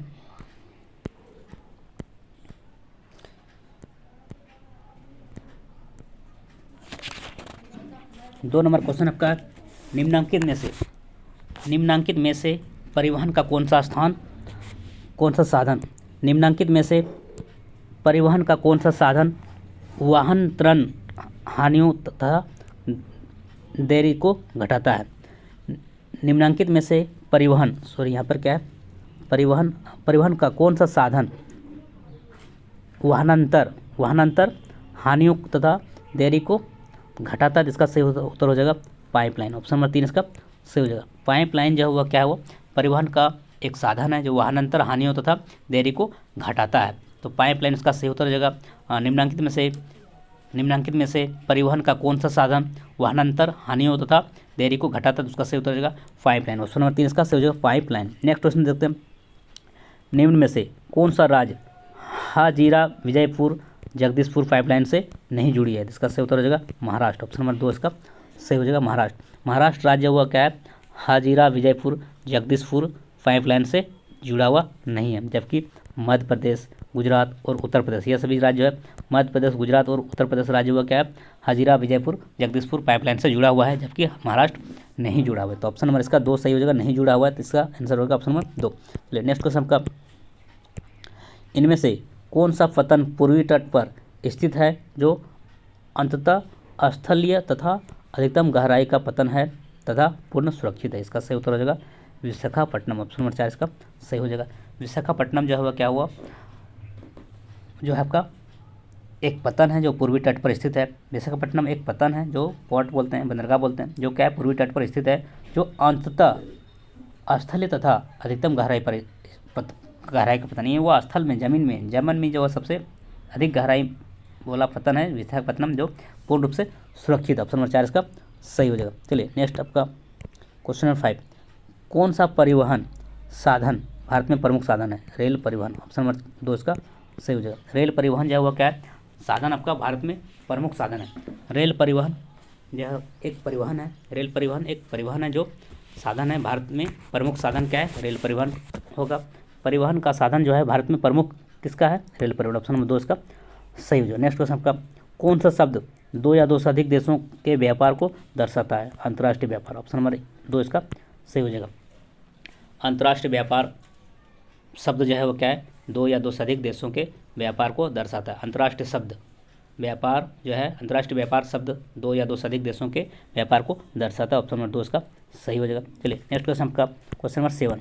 क्वेश्चन नंबर 7 क्या कर रहा है, क्वेश्चन नंबर 7 आपका उत्तर दक्षिण गलियारे का दक्षिणतम बिंदु क्या है, कन्याकुमारी। ऑप्शन नंबर 3 इसका सही हो जाएगा। उत्तर दक्षिण गलियारे का जो दक्षिणतम बिंदु है क्या है, वो कन्याकुमारी। ऑप्शन नंबर 3 इसका सही हो जाएगा कन्याकुमारी। कन्याकुमारी जो है उत्तर दक्षिण गलियारे का दक्षिणतम बिंदु है। अब नेक्स्ट क्वेश्चन, राज्यों की राजधानियों को जिला मुख्यालयों से जोड़ने वाली सड़कें क्या कहलाती है, तो इसका सही उत्तर हो जाएगा राज्य महामार्ग। ऑप्शन नंबर 2 इसका सही हो जाएगा। राज्यों की राजधानियों को जिला मुख्यालयों से जोड़ने वाली सड़क क्या कहलाते हैं, राज्य महामार्ग। राज्यों की राजधानियों को जिला मुख्यालयों से जोड़ने वाले जिला मुख्यालयों से जोड़ने वाली सड़क जो राज्य महामार्ग कहलाती है। अब नेक्स्ट क्वेश्चन देखते हैं आपका क्वेश्चन नंबर 9, गाँवों को शहरों से जोड़ने वाली सड़कें क्या कहलाती है, इसका जो आपका आंसर हो जाएगा, गाँवों को शहरों से जोड़ने वाली सड़कें जो है अन्य सड़कें कहलाती है। ऑप्शन नंबर 3 इसका सही हो जाएगा। गाँवों को शहरों से जोड़ने वाली सड़कें जो है अन्य सड़कें कहलाती है। ऑप्शन नंबर 3 इसका सही हो जाएगा। सीमा सड़क संगठन का गठन कब किया गया, सीमा सड़क संगठन का गठन कब किया गया, तो 1960 1960। ऑप्शन नंबर 2 इसका सही हो जाएगा। सीमा सड़क संगठन का गठन जो 1960 ईस्वी में किया गया था। ऑप्शन नंबर 2 इसका सही हो जाएगा। चलिए नेक्स्ट क्वेश्चन देखते हैं आपका, भारत में वायु परिवहन का राष्ट्रीयकरण कब हुआ, 1953। ऑप्शन नंबर 2 इसका सही हो जाएगा। भारत में वायु परिवहन का राष्ट्रीयकरण कब हुआ, तो 1953 1952 में जो है वायु परिवहन का राष्ट्रीयकरण किया गया था। 1953 में भारत में वायु परिवहन का राष्ट्रीयकरण किया गया 1953 में। चलिए नेक्स्ट क्वेश्चन देखते हैं आपका, दिल्ली और अमृतसर किस राजमार्ग को आपस में जोड़ते हैं, इसका सही उत्तर हो जाए आपका, जो आपका दिल्ली और अमृतसर जो है किस राजमार्ग को आपस में जोड़ते हैं, इसका सही उत्तर हो जाएगा राजमार्ग संख्या 1 को, राजमार्ग संख्या 1 को, नेशनल हाईवे 1। दिल्ली अमृतसर किसको जोड़ता है, राजमार्ग संख्या 1 को। ऑप्शन नंबर 1 इसका सही हो जाएगा। भारत में सबसे बड़ा पतन क्या है, सबसे बड़ा पतन का नाम क्या है, भारत में सबसे बड़ा पतन जो है वो आपका क्या है, मुंबई, जो क्या है मुंबई, जो कहाँ पर है, महाराष्ट्र में। भारत में सबसे बड़ा पतन क्या है, वो मुंबई है, जो क्या है वो प्राकृतिक है। भारत में सबसे बड़ा पतन क्या है, मुंबई, जो प्राकृतिक पतन है। तो आपका ऑप्शन नंबर 1 इसका सही हो जाएगा, भारत में सबसे बड़ा पतन मुंबई। नेक्स्ट क्वेश्चन आपका है, नेक्स्ट क्वेश्चन आपका 14 नंबर क्वेश्चन आपका, स्वतंत्रता प्राप्ति के बाद पहला विकसित पतन कौन सा है, कांडाला। ऑप्शन नंबर 2 इसका सही हो जाएगा। स्वतंत्रता प्राप्ति के बाद जो है पहला विकसित पतन कौन सा है, तो कांडला। देखिए आज़ादी के बाद जो आपका फर्स्ट में जो पोर्ट बना जो वो क्या है, कांडला। ऑप्शन नंबर 2 इसका सही। स्वतंत्रता प्राप्ति के बाद जो पहला विकसित पतन कौन सा है, विकसित हुआ, कांडला। स्वतंत्रता प्राप्ति के बाद जो पहला विकसित पतन कौन सा है, वो कांडला। ऑप्शन नंबर 2 इसका सही हो जाएगा। चलिए नेक्स्ट क्वेश्चन देखते हैं आपका 15 नंबर क्वेश्चन। निम्नलिखित में से कौन सा समुद्री पतन लौह अयस्क के निर्यात के संदर्भ में प्रमुख पतन है, तो इसका सही उत्तर हो जाएगा, सही उत्तर हो जाएगा मार्मागाओ। ऑप्शन नंबर 4 इसका सही हो जाएगा। निम्नलिखित में से कौन सा समुद्री पतन लौह अयस्क के निर्यात के संदर्भ में प्रमुख पतन है, तो मार्मागाओ। मार्मागाओ क्या हुआ आपका, समुद्री पतन है जो लौह अयस्क के निर्यात के संदर्भ में प्रमुख पतन है आपका मार्मागाओ। चलिए नेक्स्ट क्वेश्चन आपका है, भारत का सबसे प्राचीनतम कृत्रिम पतन, चेन्नई। ऑप्शन नंबर 3 इसका सही हो जाएगा। भारत का सबसे प्राचीनतम कृत्रिम पतन क्या है, चेन्नई। भारत का सबसे प्राचीनतम कृत्रिम पतन क्या है, कौन है, चेन्नई। और प्राकृतिक पतन कौन है, मुंबई और कोची, मुंबई और कोची। चलिए नेक्स्ट क्वेश्चन देखते हैं आपका इस लेसन, ये आपका सोशल साइंस का जो ज्योग्राफी पर्सन है, इसका जो लास्ट लेसन है आपका, लेसन नंबर 7 को हम लोग अभी कर रहे हैं। और इसका कुछ महत्वपूर्ण प्रश्न है जो आपका अब थोड़ा सा बचा हुआ है, ज़्यादा नहीं बचा हुआ है, लेसन को हम कंप्लीट करने जा रहे हैं अब कुछ मिनट में। चलिए भारत की पहली रेलगाड़ी कब चलाई गई, 1853। ऑप्शन नंबर 4 सही हो जाएगा। भारत की पहली रेलगाड़ी कब चलाई गई, 1853। ऑप्शन नंबर 4 इसका सही हो जाएगा। भारत की पहली रेलगाड़ी कब चलाई गई, 1853। चलिए भारत का सबसे लंबा राष्ट्रीय राजमार्ग इनमें से कौन सा है, तो इसका आंसर हो जाएगा ऑप्शन नंबर 2, 7। भारत का सबसे लंबा राष्ट्रीय राजमार्ग क्या है, 7। राष्ट्रीय राजमार्ग संख्या 7 वह क्या है, सबसे बड़ा है। राष्ट्रीय राजमार्ग संख्या 7 भारत का सबसे बड़ा लंबा राष्ट्रीय राजमार्ग है। चलिए इस लेसन का जो लेसन 7 था, लेसन 7 का जो आपका कुछ एमसीक्यू था जो इम्पोर्टेंट था, इसको हम इस वीडियो में पूरा कर लिए। अब आता है उसका लेसन 7 में जो आपका क्या था, अंतिम अध्याय है आपका भूगोल का, राष्ट्रीय अर्थव्यवस्था की जीवन रेखाएं, राष्ट्रीय अर्थव्यवस्था की जीवन रेखाएं। इसको इसका कुछ महत्वपूर्ण एमसीक्यू था जो आपका 18 को था, जो हम इस वीडियो में देखें। इसके बाद आपका कुछ महत्वपूर्ण प्रश्न है, इसको भी हम देखेंगे। इसके बाद ये लेसन को क्या करेंगे, कंप्लीट कर देंगे। इस तरह से ज्योग्राफी भी आपका कंप्लीट हो जाएगा। चलिए इसका जो कुछ महत्वपूर्ण अन्य प्रश्न है इसको भी देखते हैं। चलिए कुछ महत्वपूर्ण प्रश्न है, अन्य महत्वपूर्ण प्रश्न। उत्तर दक्षिण गलियारा श्रीनगर को कहाँ से जोड़ता है, कन्याकुमारी से। कहाँ जोड़ता है, कन्याकुमारी से। उत्तर दक्षिण गलियारा श्रीनगर को कन्याकुमारी से जोड़ता है। अब नेक्स्ट क्वेश्चन आपका जलमार्ग। जलमार्ग जो आपका जलमार्ग परिवहन के सबसे सस्ता साधन है। जलमार्ग जो आपका परिवहन के सबसे सस्ता मार्ग है। और कन्याकुमारी क्या करता है, उत्तर दक्षिण गलियारा को श्रीनगर से जोड़ता है। अब नेक्स्ट क्वेश्चन आपका विशाखापट्टनम। विशाखापट्टनम स्थल से घिरा है जो गहरा और सुरक्षित पतन है। विशाखापट्टनम क्या हुआ, विशाखापट्टनम स्थल से घिरा हुआ क्षेत्र है, पतन है जो गहरा और सुरक्षित पतन है। चलिए नेक्स्ट क्वेश्चन आपका देखते हैं। नेक्स्ट क्वेश्चन आपका क्या, कलकत्ता पतन पर बढ़ते व्यापार को कम करने हेतु क्या किया जाता है, हल्दिया को सहायक पतन के रूप में विकसित किया गया है। कलकत्ता पतन पर बढ़ते व्यापार को कम करने हेतु जो है वह हल्दिया को सहायक पतन के रूप में विकसित किया गया है। चलिए नेक्स्ट क्वेश्चन आपका शेरशाह सूरी मार्ग, जिसको जीटी रोड बोलते हैं, शेरशाह सूरी जीटी रोड को ही शेरशाह सूरी रोड बोलते हैं, जो शेरशाह सूरी के द्वारा बनाया गया है। जीटी रोड के राष्ट्रीय राजमार्ग जो आपका किसको बोलता है, NH1 को। NH1 को क्या बोलते हैं, जीटी रोड बोलते हैं। जीटी रोड जो है राष्ट्रीय राजमार्ग संख्या 1 को जीटी रोड कहते हैं, या शेरशाह सूरी मार्ग किसको कहते हैं, राष्ट्रीय राजमार्ग संख्या 1 को। NH1 को जो वह जीटी रोड कहते हैं। ग्रांड ट्रंक रोड जिसको शेरशाह सूरी के द्वारा बनाया गया था। राष्ट्रीय राजमार्ग किसको बोलते हैं, NH1 को। इस प्रश्न के साथ ही आपका ज्योग्राफी का जो टोटल ज्योग्राफी, मतलब इस क्वेश्चन के साथ आपका जो ज्योग्राफी का जो आपका 7 लेसन था, 7 लेसन का जो बहुत ही महत्वपूर्ण क्वेश्चन था, जिसको इस वीडियो पे आप लोगों ने देखा, जो बहुत ही महत्वपूर्ण है। और ये वीडियो आपके लिए क्लास 10 के स्टूडेंट्स के लिए बहुत ही फ़ायदेमंद होगा, उपयोगी सिद्ध होगा, क्योंकि इसमें संपूर्ण टोटल ज्योग्राफी को, यानी संपूर्ण भूगोल का जो महत्वपूर्ण प्रश्न को इस वीडियो में शामिल किया गया और इससे बाहर किया जाएगा ज्योग्राफी में। और इसके बाद आपका, इससे पहले आप नहीं देखें तो उसको भी देखेंगे। संपूर्ण इतिहास का भी वीडियो डाला हुआ है इस चैनल पर। ये आपका संपूर्ण भूगोल का वीडियो है क्लास 10 के लिए, जो बहुत ही महत्वपूर्ण होगा आने वाले एग्जाम में। और इसके बाद आपका संपूर्ण नागरिक शास्त्र का भी एक वीडियो लाएंगे, फिर संपूर्ण अर्थशास्त्र का भी एक वीडियो लाएंगे। यानी टोटल एक ही वीडियो में आपका कवर हो जाएगा। बाकी आपका चैप्टर वाइज तो हो ही रहा है। इसके बाद फिर आपका सब्जेक्टिव क्वेश्चन का भी वीडियो लाएंगे, फिर आपका मॉडल सैंपल क्वेश्चन पेपर भी आपका अपलोड है चैनल पर, इसलिए सभी क्वेश्चन को आप देखेंगे और इस चैनल पर जुड़े रहकर आप ज़्यादा से ज़्यादा नंबर आप इस चैनल से आपको हम दिलाने का काम करेंगे, और इसलिए इस चैनल पर बने रहेंगे। इसलिए thank you so much, thanks for watching, thank you. जय भारत, जय हिंद, जय झारखंड।